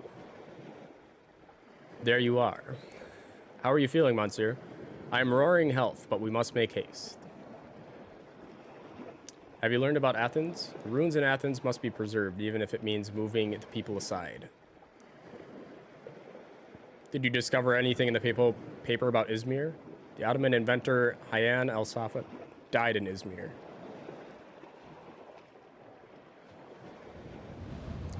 So, Justin, based on my current playthrough, do you think I'm taking this a little slow? Should I be picking up some pace here if I intend to make it around the world? The boat was crowded with little room for luggage or perambulation, but with plenty of characters. I fell into broad conversation with a man named Monsieur Mikos, who worked in Venice, but was affianced to an Italian girl from a small village in Anatolia. It is best to marry outside of one's own, I tell you, he enthused. For we are all citizens of the world now, are we not?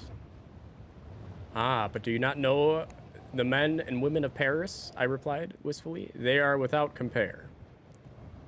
Relations with Fogg increased slightly. We are. It's probably not for us, but it was super interesting. That is kind of the fun part about looking for houses, is even if you find some you don't want, you get to see some interesting places. The ferry plowed on through the sun-dappled waters. I spent my time aboard watching the scenery go by and relaxing. Even a valet must take time off. As evening drew in, the boat turned towards the hovering coastline, and we docked at Patras, where a small fleet of chuffing cars waited to take us across to Athens.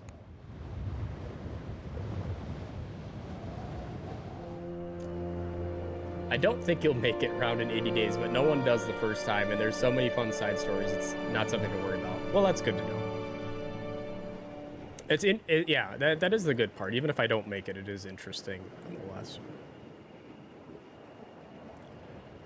The Eastern spices could be sold handsomely here. Okay, well, let's do that.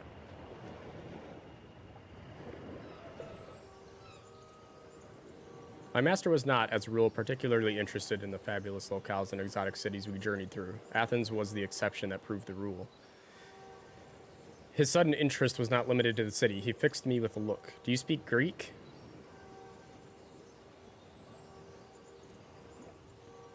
I did, though I will not go into the circumstances how of how exactly I came to learn the tongue here. Mais oui, monsieur. I smiled, sharply repeating a few of the phrases I had, shall we say, picked up. Monsieur Fogg blushed vermilion. That, Parspatu cleared his throat, is a very specialized vocabulary. Despite my master's grasp of ancient Greek, the Demotic variant, more commonly spoken on the streets, eluded him. We were reduced to wandering at random until by chance we stumbled onto the site of the Acropolis. I watched Monsieur Fogg as he looked upon the Parthenon's magnificent columns. Though his lips did not do so much as twitch, he looked for a brief moment joyous. I knew it. I knew that under the icy exterior an Englishman's reserve lurked a soul. It was impossible to feign such joy. As we stood admiring the architecture, I was rudely knocked into by a man with thick glasses. I caught his arm in case he should fall, and he smiled and thanked me quickly. My apologies, he murmured. Too occupied by the sight, perhaps? I suggested cheerfully, and the man smiled. I've seen it many times before, though, yes, it is most impressive. He put out his hand to shake. Dimitri Sophos, I am the owner of an most modest shipping freight company based here. I blinked in surprise. Was this the man the drunken Fiametta had been so angry at? He seemed thoroughly harmless to me. Let's just get straight to the point. Then perhaps you can help us. We are going around the world. Sophos smiled and pulled a pamphlet from his jacket that detailed routes and timings of his company. The one of most interest was a boat sailing to Cairo, which was leaving the next day.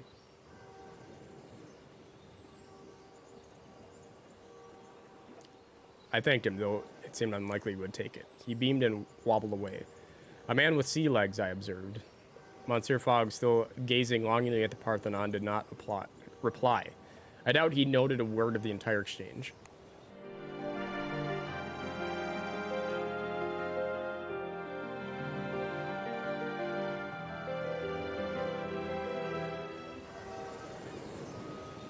Oh, wait.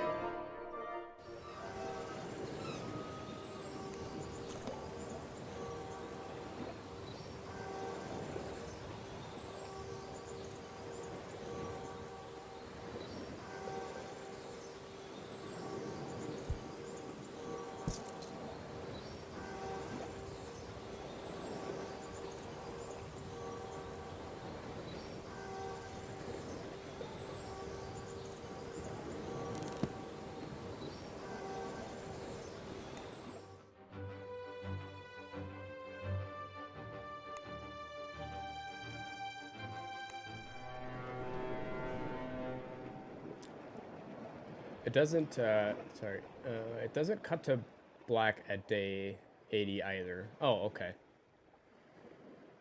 Yes, there is a tax incentive to sell and lots of people needing more room after 7 months in home offices. It'll be hard selling our small one, sadly, for that reason.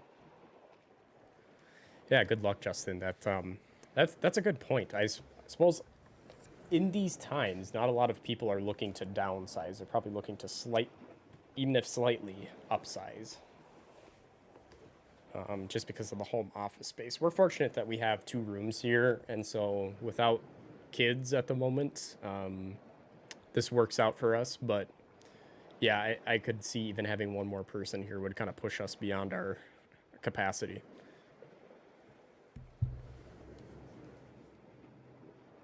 I sat out on the deck and enjoyed the sunshine.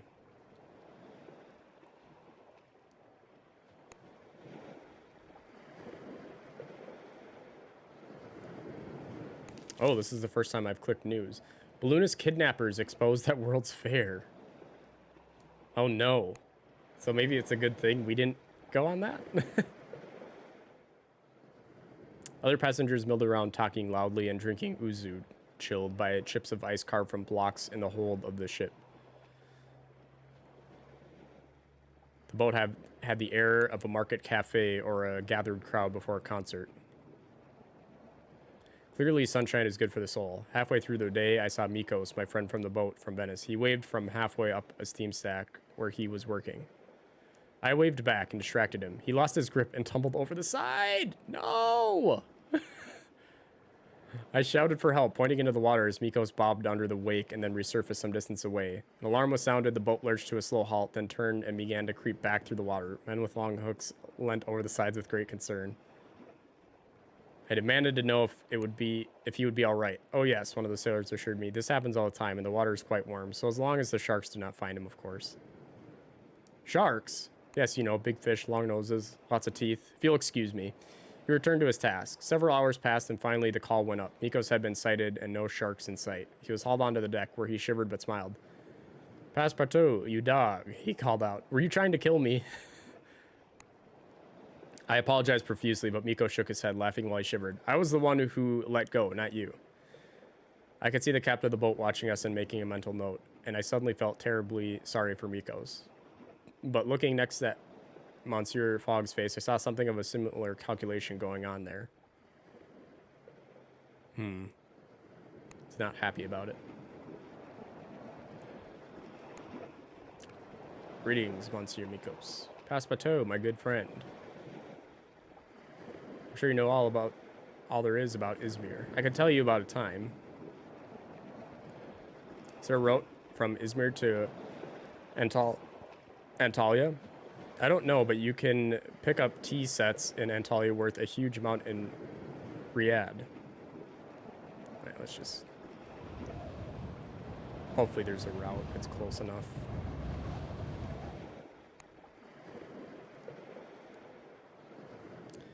The boat moved on through the water, making up for lost time, but with the shoreline highly treacherous, we had been forced to anchor overnight. Monsieur Fogg was unsurprisingly somewhat agitated. Let us hope your friendliness will not cost us too dearly, he remarked, before stepping away into town. Relations have, once again, deteriorated slightly. I'm slowly inching around the world, taking my sweet time. 46, welcome back.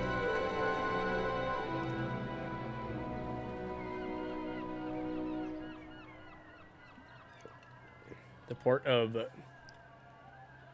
Smyrna, or Izmir as the locals called it, was the gateway to the Ottoman trade with Europe.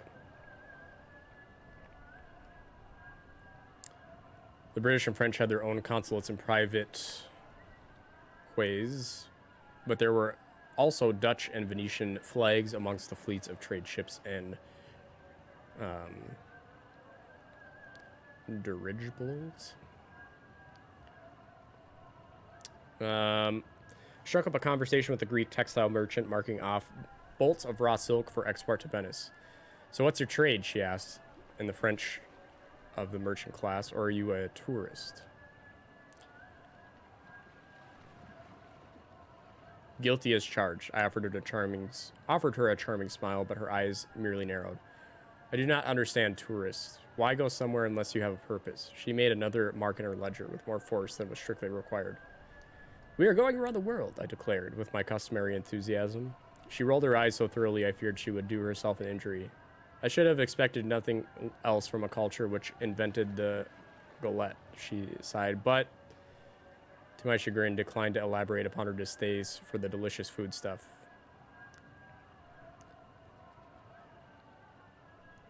I asked about onward travel, and she shrugged. I have no idea of the most pleasant journey, she replied, but the fastest must surely be the Khmer Taj from Istanbul to Tehran and beyond. It's a whole new kind of engine, they say. I bade her farewell as the moon rose. A sailor played a tune on a lyre. Or lyre. Lyre, I think is how you pronounce it. While his compatriots sang along. It was a beautiful night in Izmir.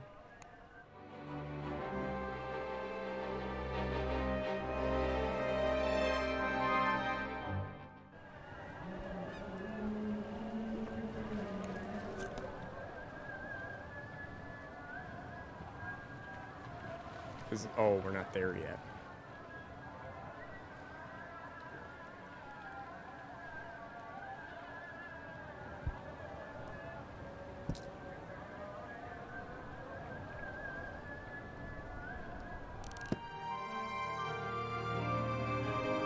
Ah, there's some cities I have. I know.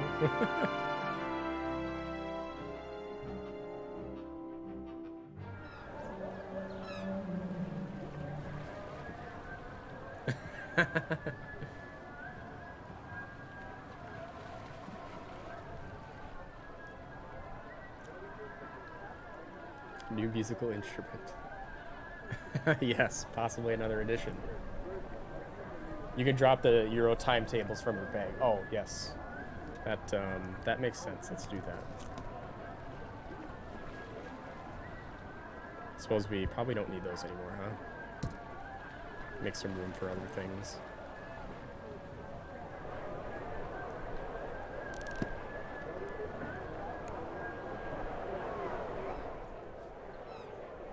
Took a brief turn about the docks once more in the late afternoon and came across a cheerful fisherman sitting on the deck of his trawler.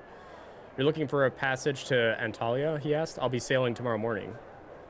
I thanked him and said we would consider it. Further along, I encountered a few grizzled souls playing dominoes. I watched them play, but could make nothing of it. There appeared to be strategies and counterplays, but it seemed as random as a game of Find the Lady, a despicable pastime.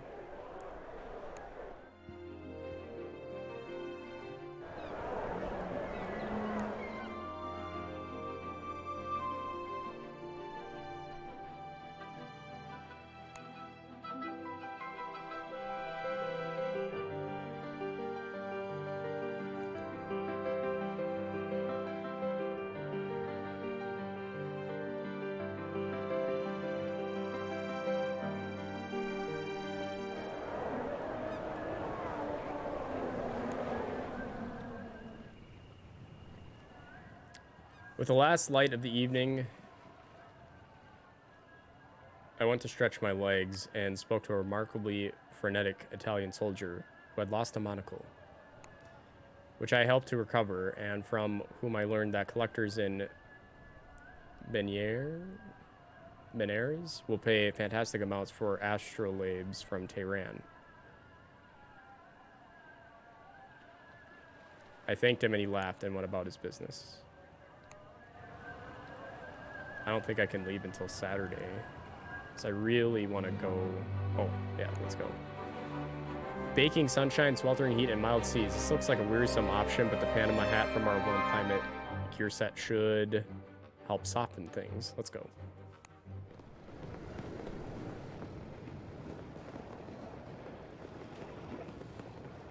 Doing this for real would be such a huge bucket list thing for me. That would be awesome. 46, always thinking. Make a vlog so it can be counted as a business expense.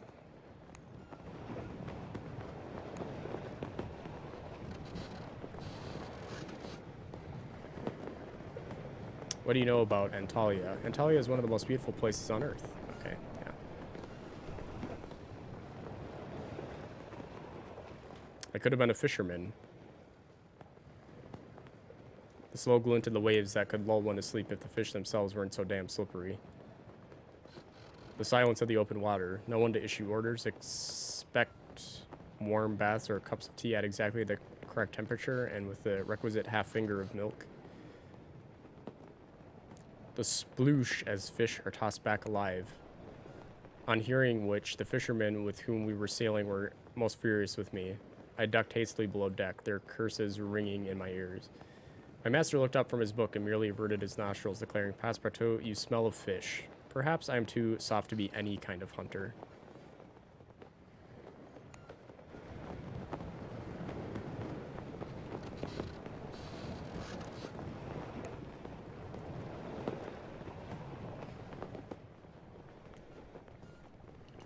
We rounded the coast of Turkey, clinging to the shore. We saw several other boats plying the waters, some fishing vessels, some ferries. I asked the fisherman about the port into which we were headed. He shrugged. "Nice enough place, small. I don't think you want to stay long. You'll be back on a boat within a few hours." I fancy I heard Monsieur Fogg groan, but no, I must have imagined it. A few hours later, we were on dry land once more. "A bath," Monsieur Fogg murmured. "I must have a bath."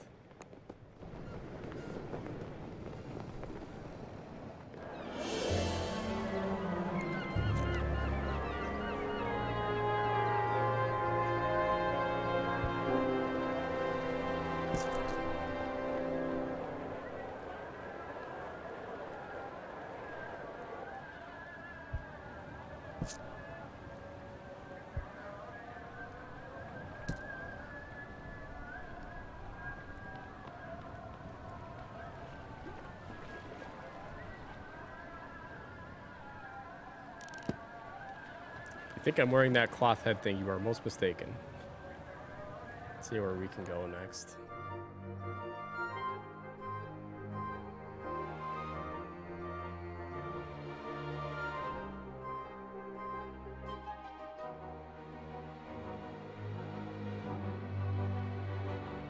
Well, I kind of feel like, well, we might be able to go to Baghdad and then cut across land here, but I almost think it might be better to go south a little bit further and then travel by sea, get to the south point of, I believe that's India. Yeah, and maybe we can cut across here, start making our way to the US.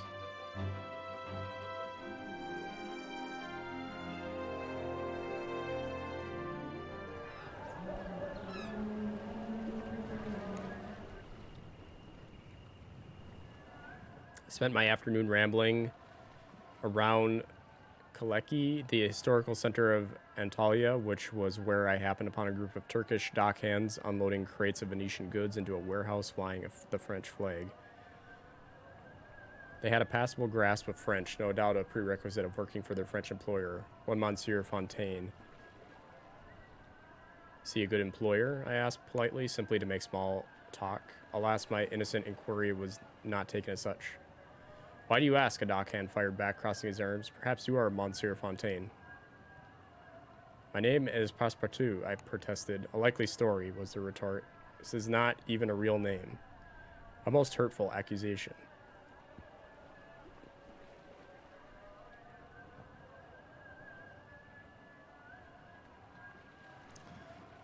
And despite my protests to the contrary, the idea of their master masquerading as a tourist was not to be dislodged. I took my leave as quickly as possible before they began demanding a pay raise from me and made my way back to my own equally mysterious employer.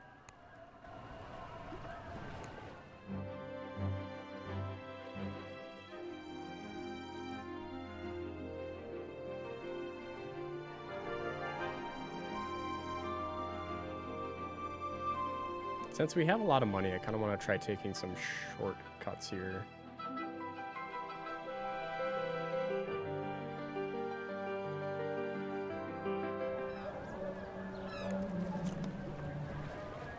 Are we going to be going through?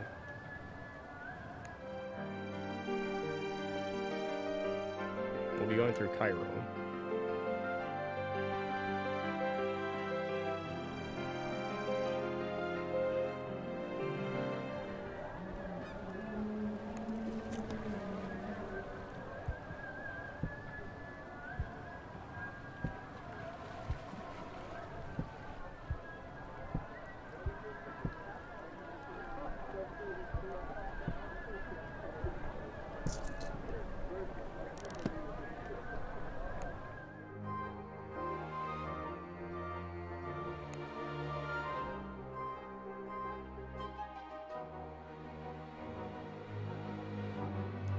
Let's do it.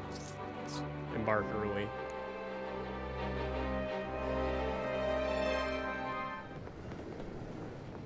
Hey, I'm back. Just got Tim Curry auto and a Tommy Chong auto. Nice.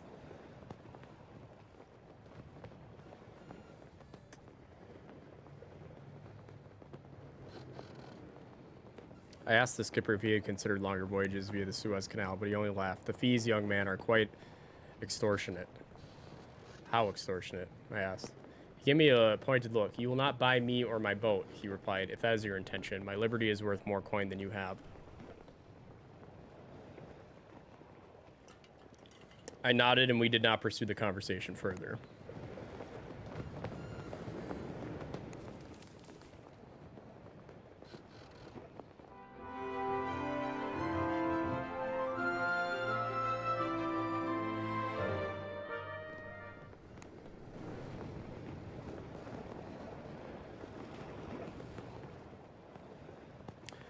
The evening drew on and the crew served gin slings with great cheer, the captain nodding to me as the liquor was poured. Enjoy, he called, for as long as you are with us. I saluted him with my glass and savored the cool drink as the sun went down in fire and smoke across the sea.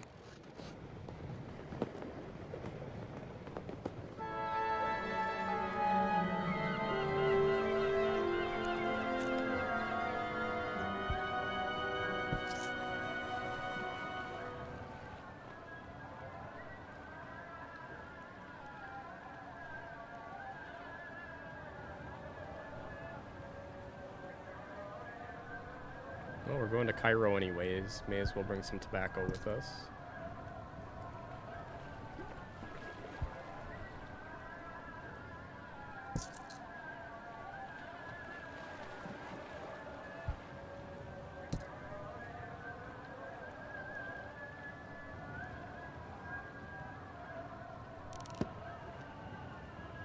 Actually, you know what?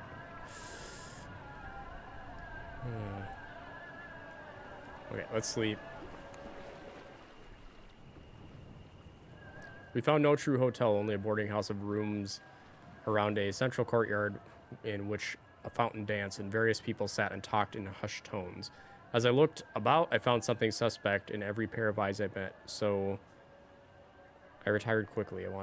Wanting to avoid trouble, but their voices seemed to echo around the structure into my dreams.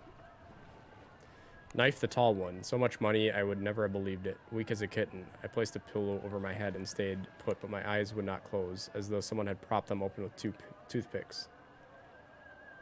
Stayed where I was and simply listened as the voices uttered threat after threat against my person, my master, our journey. I woke with a pounding headache and a nervous twitch in one eye. I hoped it would disappear if we left soon.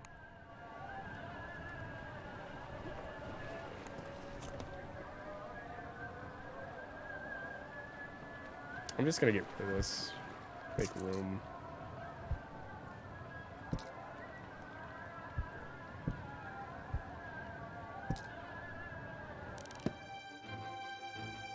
So Justin, once you get the timetables and the routes are discovered, can you chuck them?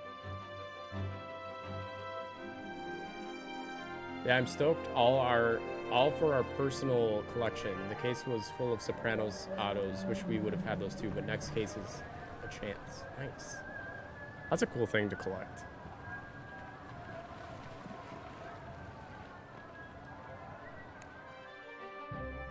You have to hold the timetable if you want to take it. Gotcha.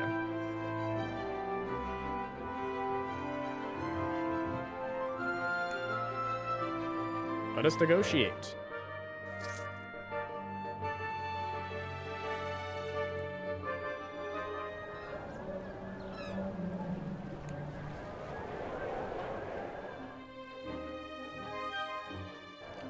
Steamers thronged Beirut's modern harbor, and airships hung in the air above, tethered with long cables to rows of purpose-built iron rings, which ran perpendicular to the docks. I stayed near the quayside where the Albanian sailor offered me a game of dice. I was only too happy to accept, despite a troubled relationship with Lady of Luck of late. I bet £2, and he rolled a hard 4 to start, telling me he had only been released from the lazaretto, which was a sort of maritime quarantine. You look rather unsettled by the experience. It's no life for a sailor, being locked up ashore with no women and no liquor. It's unnatural. And besides, I'm healthy as a donkey. I gave him a doubtful look, though perhaps Albanian donkeys were a sallow, pox-ridden breed. Though perhaps. He remained serenely unaware of my zoological musings and proceeded to tell me of his cargo. Opium of the highest quality, though here's the joke, it is technically British opium purchased straight through from Turkish farmers, then resold for a profit in the Arabian Peninsula. It's coal to Newcastle, I exclaimed, which required a subsequent, unfortunately lengthy explanation about British industry. The Albanian nodded along, but I fear he was not a particularly attentive student. My mistress... Why can't I talk? My mistress could sell a recipe for Comlek to an Albanian grandmother and probably castles to New Coal as well, the sailor said. She uses the profit to fund her expeditions into the desert. What a daring woman. As he made his third roll, the sailor told me that her expedition camp was in Ail, some distance to the southwest, and always in need of an extra pair of hands. An interesting thought.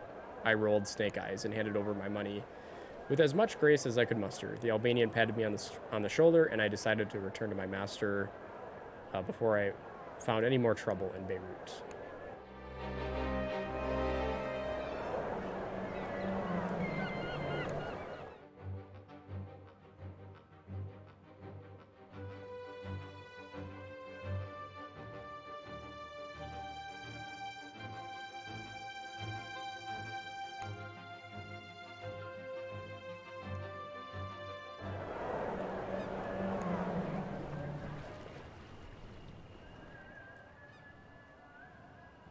We mostly collect sports, but can't say no to fun ones. It gets addicting, that's for sure.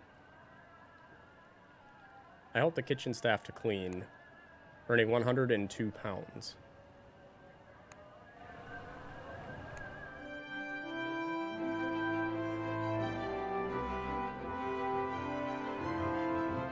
Let's go straight to Cairo.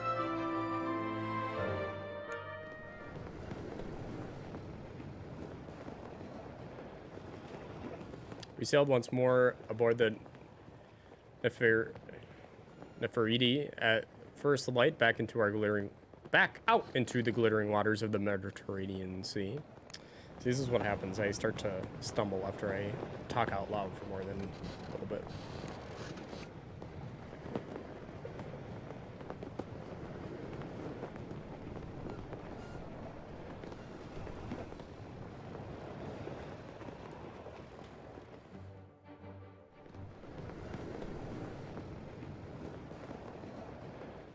I went above and was surprised by the atmosphere on the deck. The sailors were stretched out on the deck, enjoying a moment of calm. An hour or so later, they were swarming the rigging and the masts, and bringing us slowly into the bustling port of Alexandria. As we came ashore, I gasped at the sight of the towering lighthouse that blazed a beacon of incredible golden light across the water. I had never seen such a structure. Clearly, something was afoot in this town. The sailors gestured for us to follow.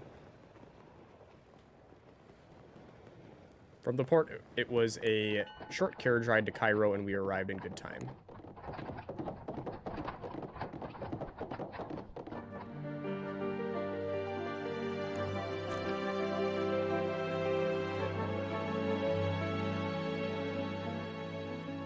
Set of false teeth.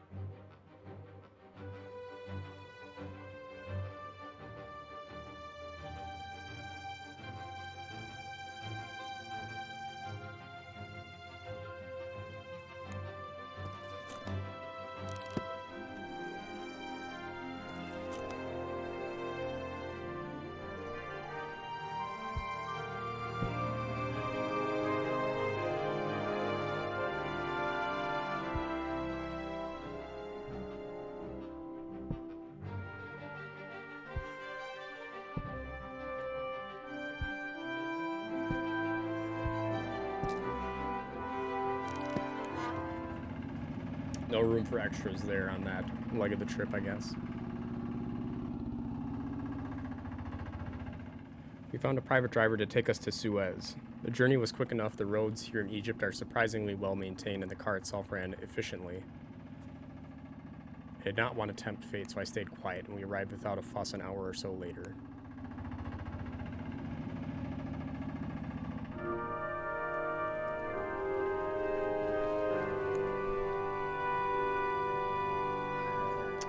The uninformed lamplighters lit the gas lamps as the sun set over Suez, bathing the wide avenues of the city in a smoky yellow glow.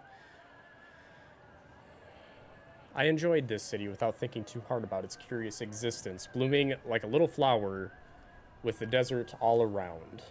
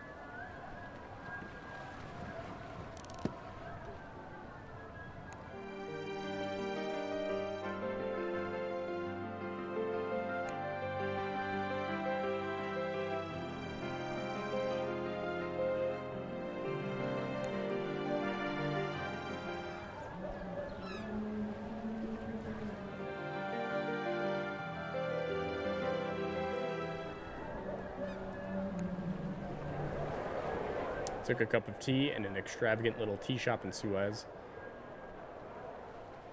It was packed to the brim with rich traders and adventurers drawn to the small port by the recent opening of the Suez Canal. I was attempting to eavesdrop on an argument between a lady wearing a jewel-bordered hijab and an extravagantly mustachioed Egyptian man when a dark-skinned personage in an impeccably tailored but oil-stained jacket entered. I caught the well-dressed man's eye, and he came over to my table and greeted me in a softly accented French. Olivier Lapointe, dirigible pilot at your service, monsieur. That certainly explained the oil stains on his otherwise excellently cut garments. The most adventurous profession. As you say, monsieur, he agreed happily. My ship, the Gamila, departs soon on her maiden voyage. Where is she headed? I asked curiously. Monsieur Lapointe sipped his tea. Not far. Our destination is the provincial capital of Khartoum in Sudan. He gave me his card and a vivid description of the Gamila. I had no doubt that I could spot Monsieur Lapointe's airship at the docks if we should desire to travel next to Khartoum. That would be another route we could go.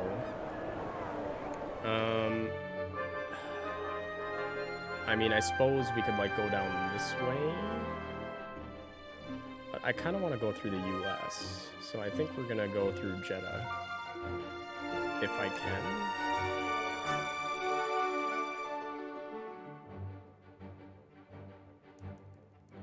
Is there a reason I can't?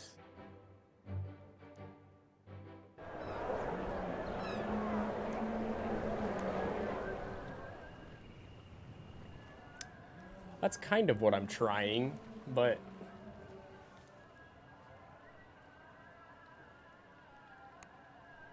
for some reason it's not.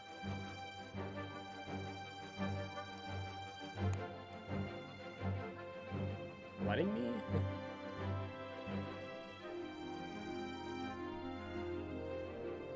Oh, that's why.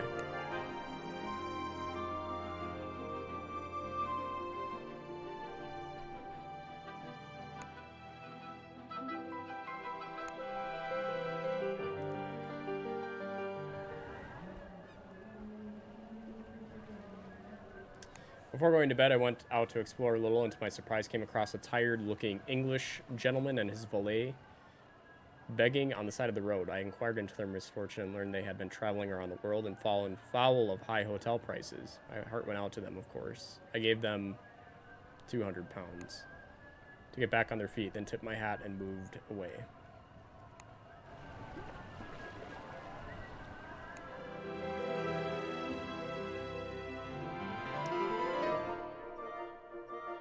Yes, you are absolutely right, Justin. I was not going far enough.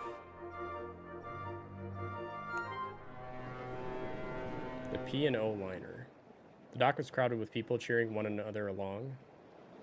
This was much chattier. There was much chatter and many embraces, as I suppose long-distance journeys must always attract. And I felt for a moment a deep wish that someone just once in one of these cities we passed through would see us off on the next leg of our journey. Or now, perhaps not. I sensed a pair of eyes fixed on us as we made our way aboard the Mongolia.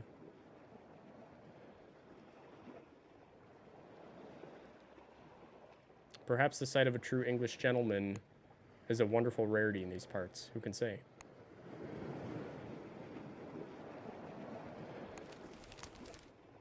Phileas Fogg attempts round-the-world adventure. That's us. The steamer Mongolia was built of iron of 2,800 tons burden and 500 horsepower. She sailed as grandly as a duchess out of the port of the Suez. Can we truly be departing Africa already? I asked, as the buildings retreated into the distance. I should hope so, remarked my master, for we have quite a distance yet to travel. My master, I was learning, was as unvarying as the ship's chronometers. I confess, I found it comforting to serve such a reliable personage. Certainly he was incurious and perhaps even indifferent, but he was also dauntless. Without doubt, he was an eccentric gentleman upon an even more eccentric quest, but he was my eccentric gentleman, and I was determined to do my duty by him, come what may.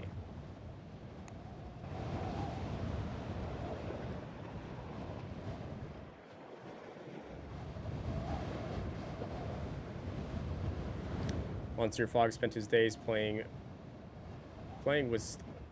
with Sir Francis, a tall, fair fellow who was an old India hand, as they said in the trade.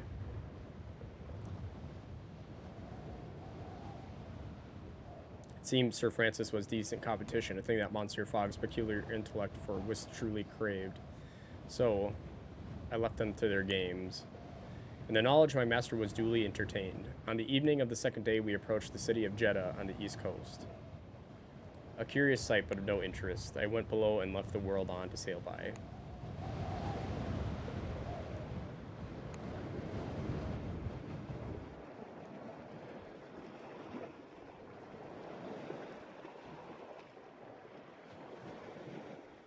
I probably should be planning out those interactions a little better because I think you can find routes by doing that. We did it once before. I befriended an extravagantly whiskered fellow passenger who introduced himself to me as Monsieur Fix and evinced a flattering interest in my travels. "You are making a tour of the world in 80 days, he exclaimed, eyes wide as saucers. "It is a wager," I confirmed mournfully. "Gentlemen are strange creatures and given to stranger fancies to fill their time." Monsieur Fix looked suddenly rather shrewd. "It must be an expensive business, all this travel." "My master is a gentleman," I said repressively, for I considered it gauche to discuss financial matters. "Yes, of course," my companion agreed laughingly, though his mustache twitched like a pendulum. All the same, what a singular endeavor.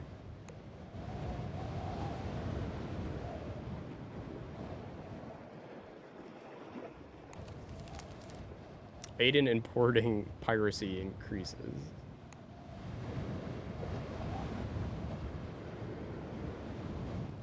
Monsieur Fix was a most congenial fellow and possessed of all manner and useful knowledge. I asked him what he knew of Bombay.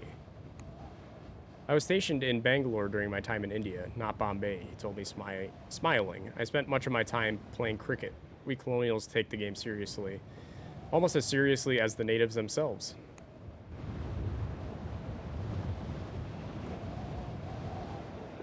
Fix is a real Aragon in the Jules Verne book.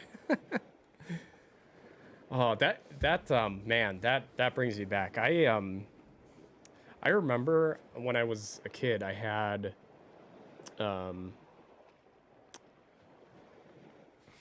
on. Now I need to look it up.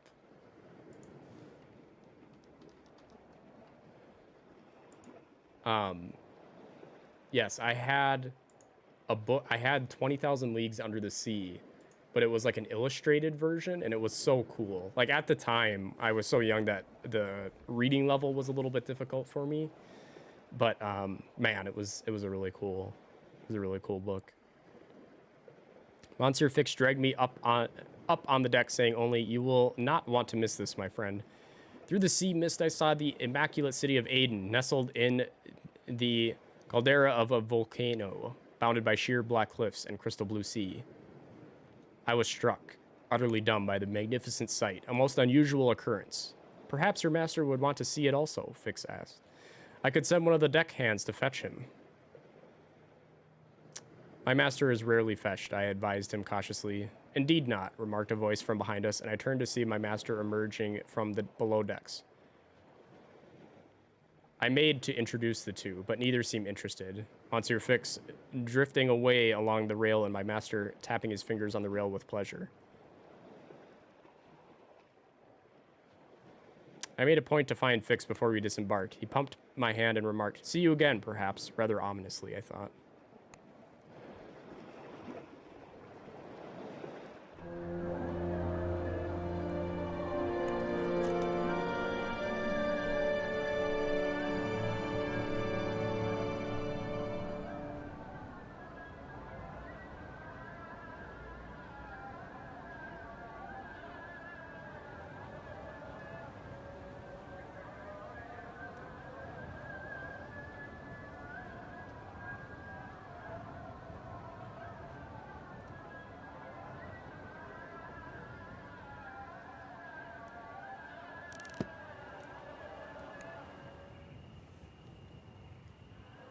I lay down to sleep and heard a rumbling through the pillow.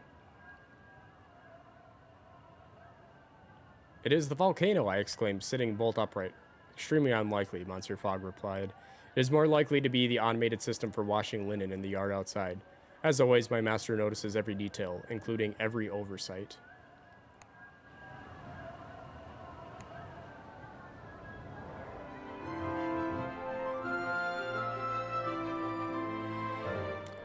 The British-administered port of Aden was dramatically situated in the crater of a dormant volcano.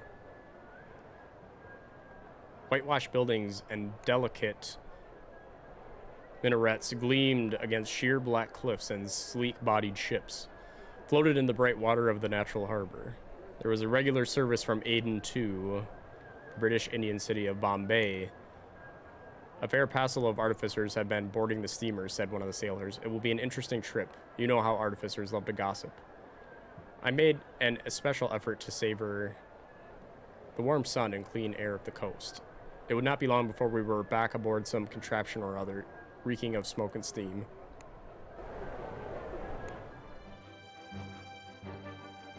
I should probably just verify that I'm heading in the correct direction here. And indeed I am.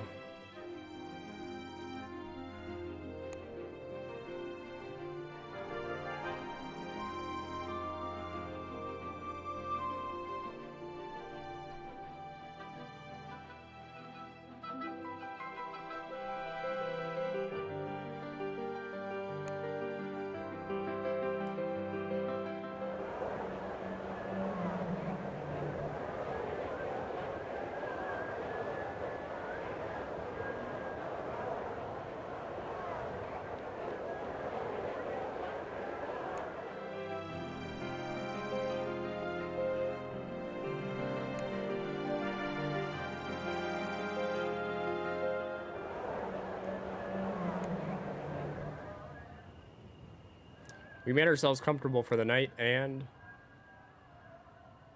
spent a while talking to the hotelier to find out what I could, but I came away with nothing but snippets of local gossip.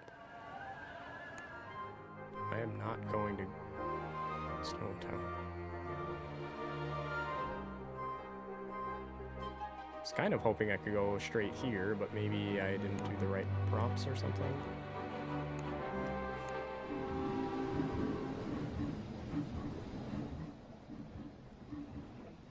The larger passenger liner struck out from Aden across the Arabian Sea for India, so we changed onto a smaller, faster boat that would hug the Arabian coastline and take us around to Muscat, where we hope to pick up a fast airship and gain a few days. International jewel thief, the Black Rose, Fox's French police.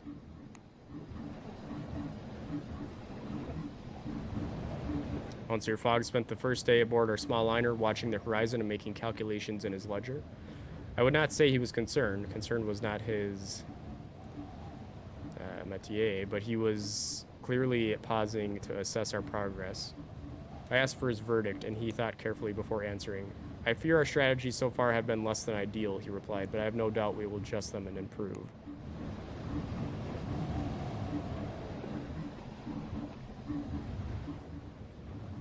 I was arranging Monsieur Fogg's toiletries on the makeshift dresser when he caught my eye in the mirror. "I have been contemplating the boat, Passepartout," he murmured, "and it seems to me that it could be moving with more alacrity." "What makes you think so?" "I've studied its course through the water and have drawn some conclusions of its engine design and capacity. It is a simple enough calculation," he replied. "I believe it should be possible for us to arrive in Muscat today." It would be a fortuitous turn of events, and I said as much. Monsieur Fogg nodded. "So, see to it." He retired to the sun deck after explaining his scheme, leaving me to plot out its execution. I went to speak to the engine crew. "Your master is quite right," one told me. "The boat can do 2 or 3 times this speed, if enough coal is shoveled into her boilers, but the captain doesn't like to do it because it wears out the engine faster." I suggested they demonstrate, but they shook their heads in turn. "We cannot go against the wishes of our captain. We'd be put off at the next port." I explained I had to try, much for the same reason. The men sympathetic agreed to put in a word to their chief at the end of the day. 2 days early might be impossible, but a saving of one could still perhaps be made.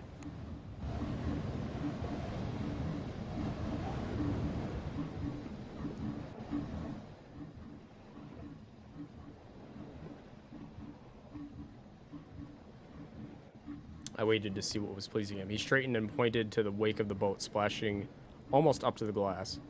Passepartout, you have effected this salutary acceleration? I bowed my head most modestly and saw my master's spirits lift. We will arrive today, he said firmly, a hint of pleasure warming his usually cool tones. Come, we must enjoy the sea air while we have it. We spent an enjoyable day in quiet contemplation of the sea and the coastline. The boat swept magnificently into Muscat Harbor just as the sun was going down.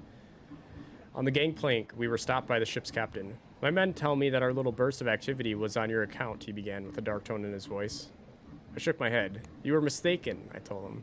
He frowned at me, then stepped back and nodded his head. Very good. I wish your sister well. Just gonna go with it. Thank you, I replied tactfully. He clapped me on the shoulder and turned away. Monsieur Fogg raised an eyebrow at me. I shrugged and smiled, and we left the ship. Your funds have gone down. Relations with Fogg have improved slightly. Your character is now well healed.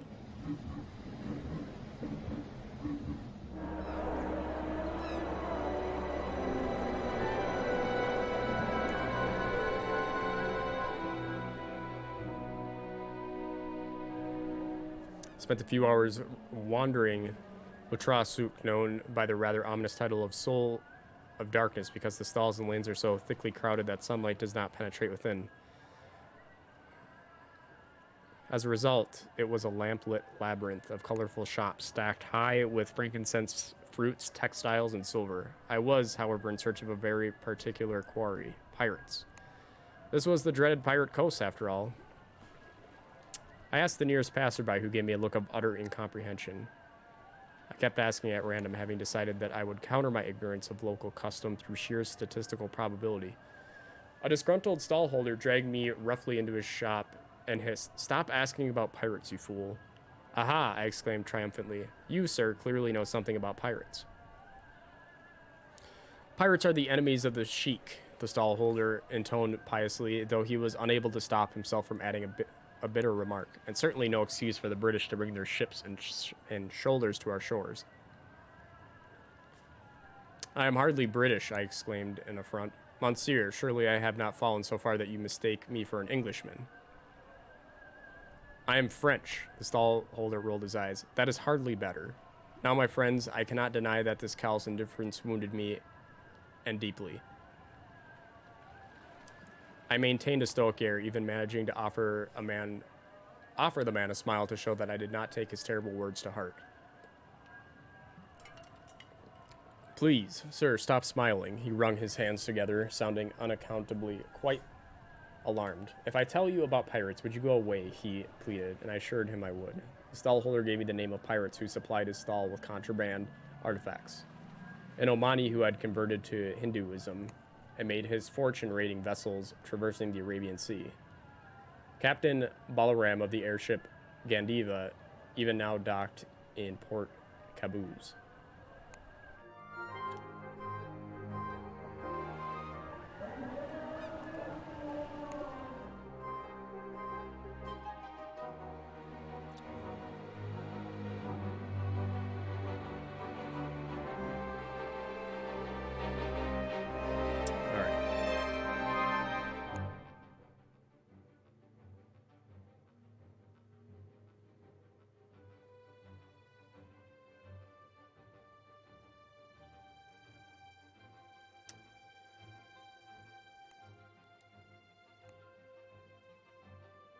So, I am also calling it a night, Justin. So you have yourself a good night, and we will see you soon, good sir. So, folks, I think that is where I'm going to cut it for the evening. My throat is very tired from talking. Need to give it a bit of a rest, methinks.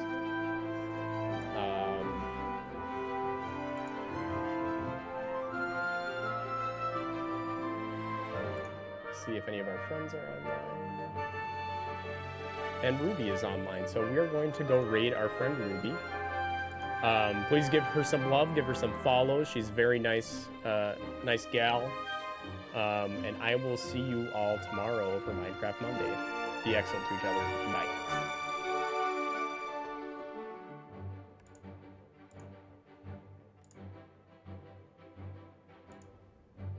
Oh, I see.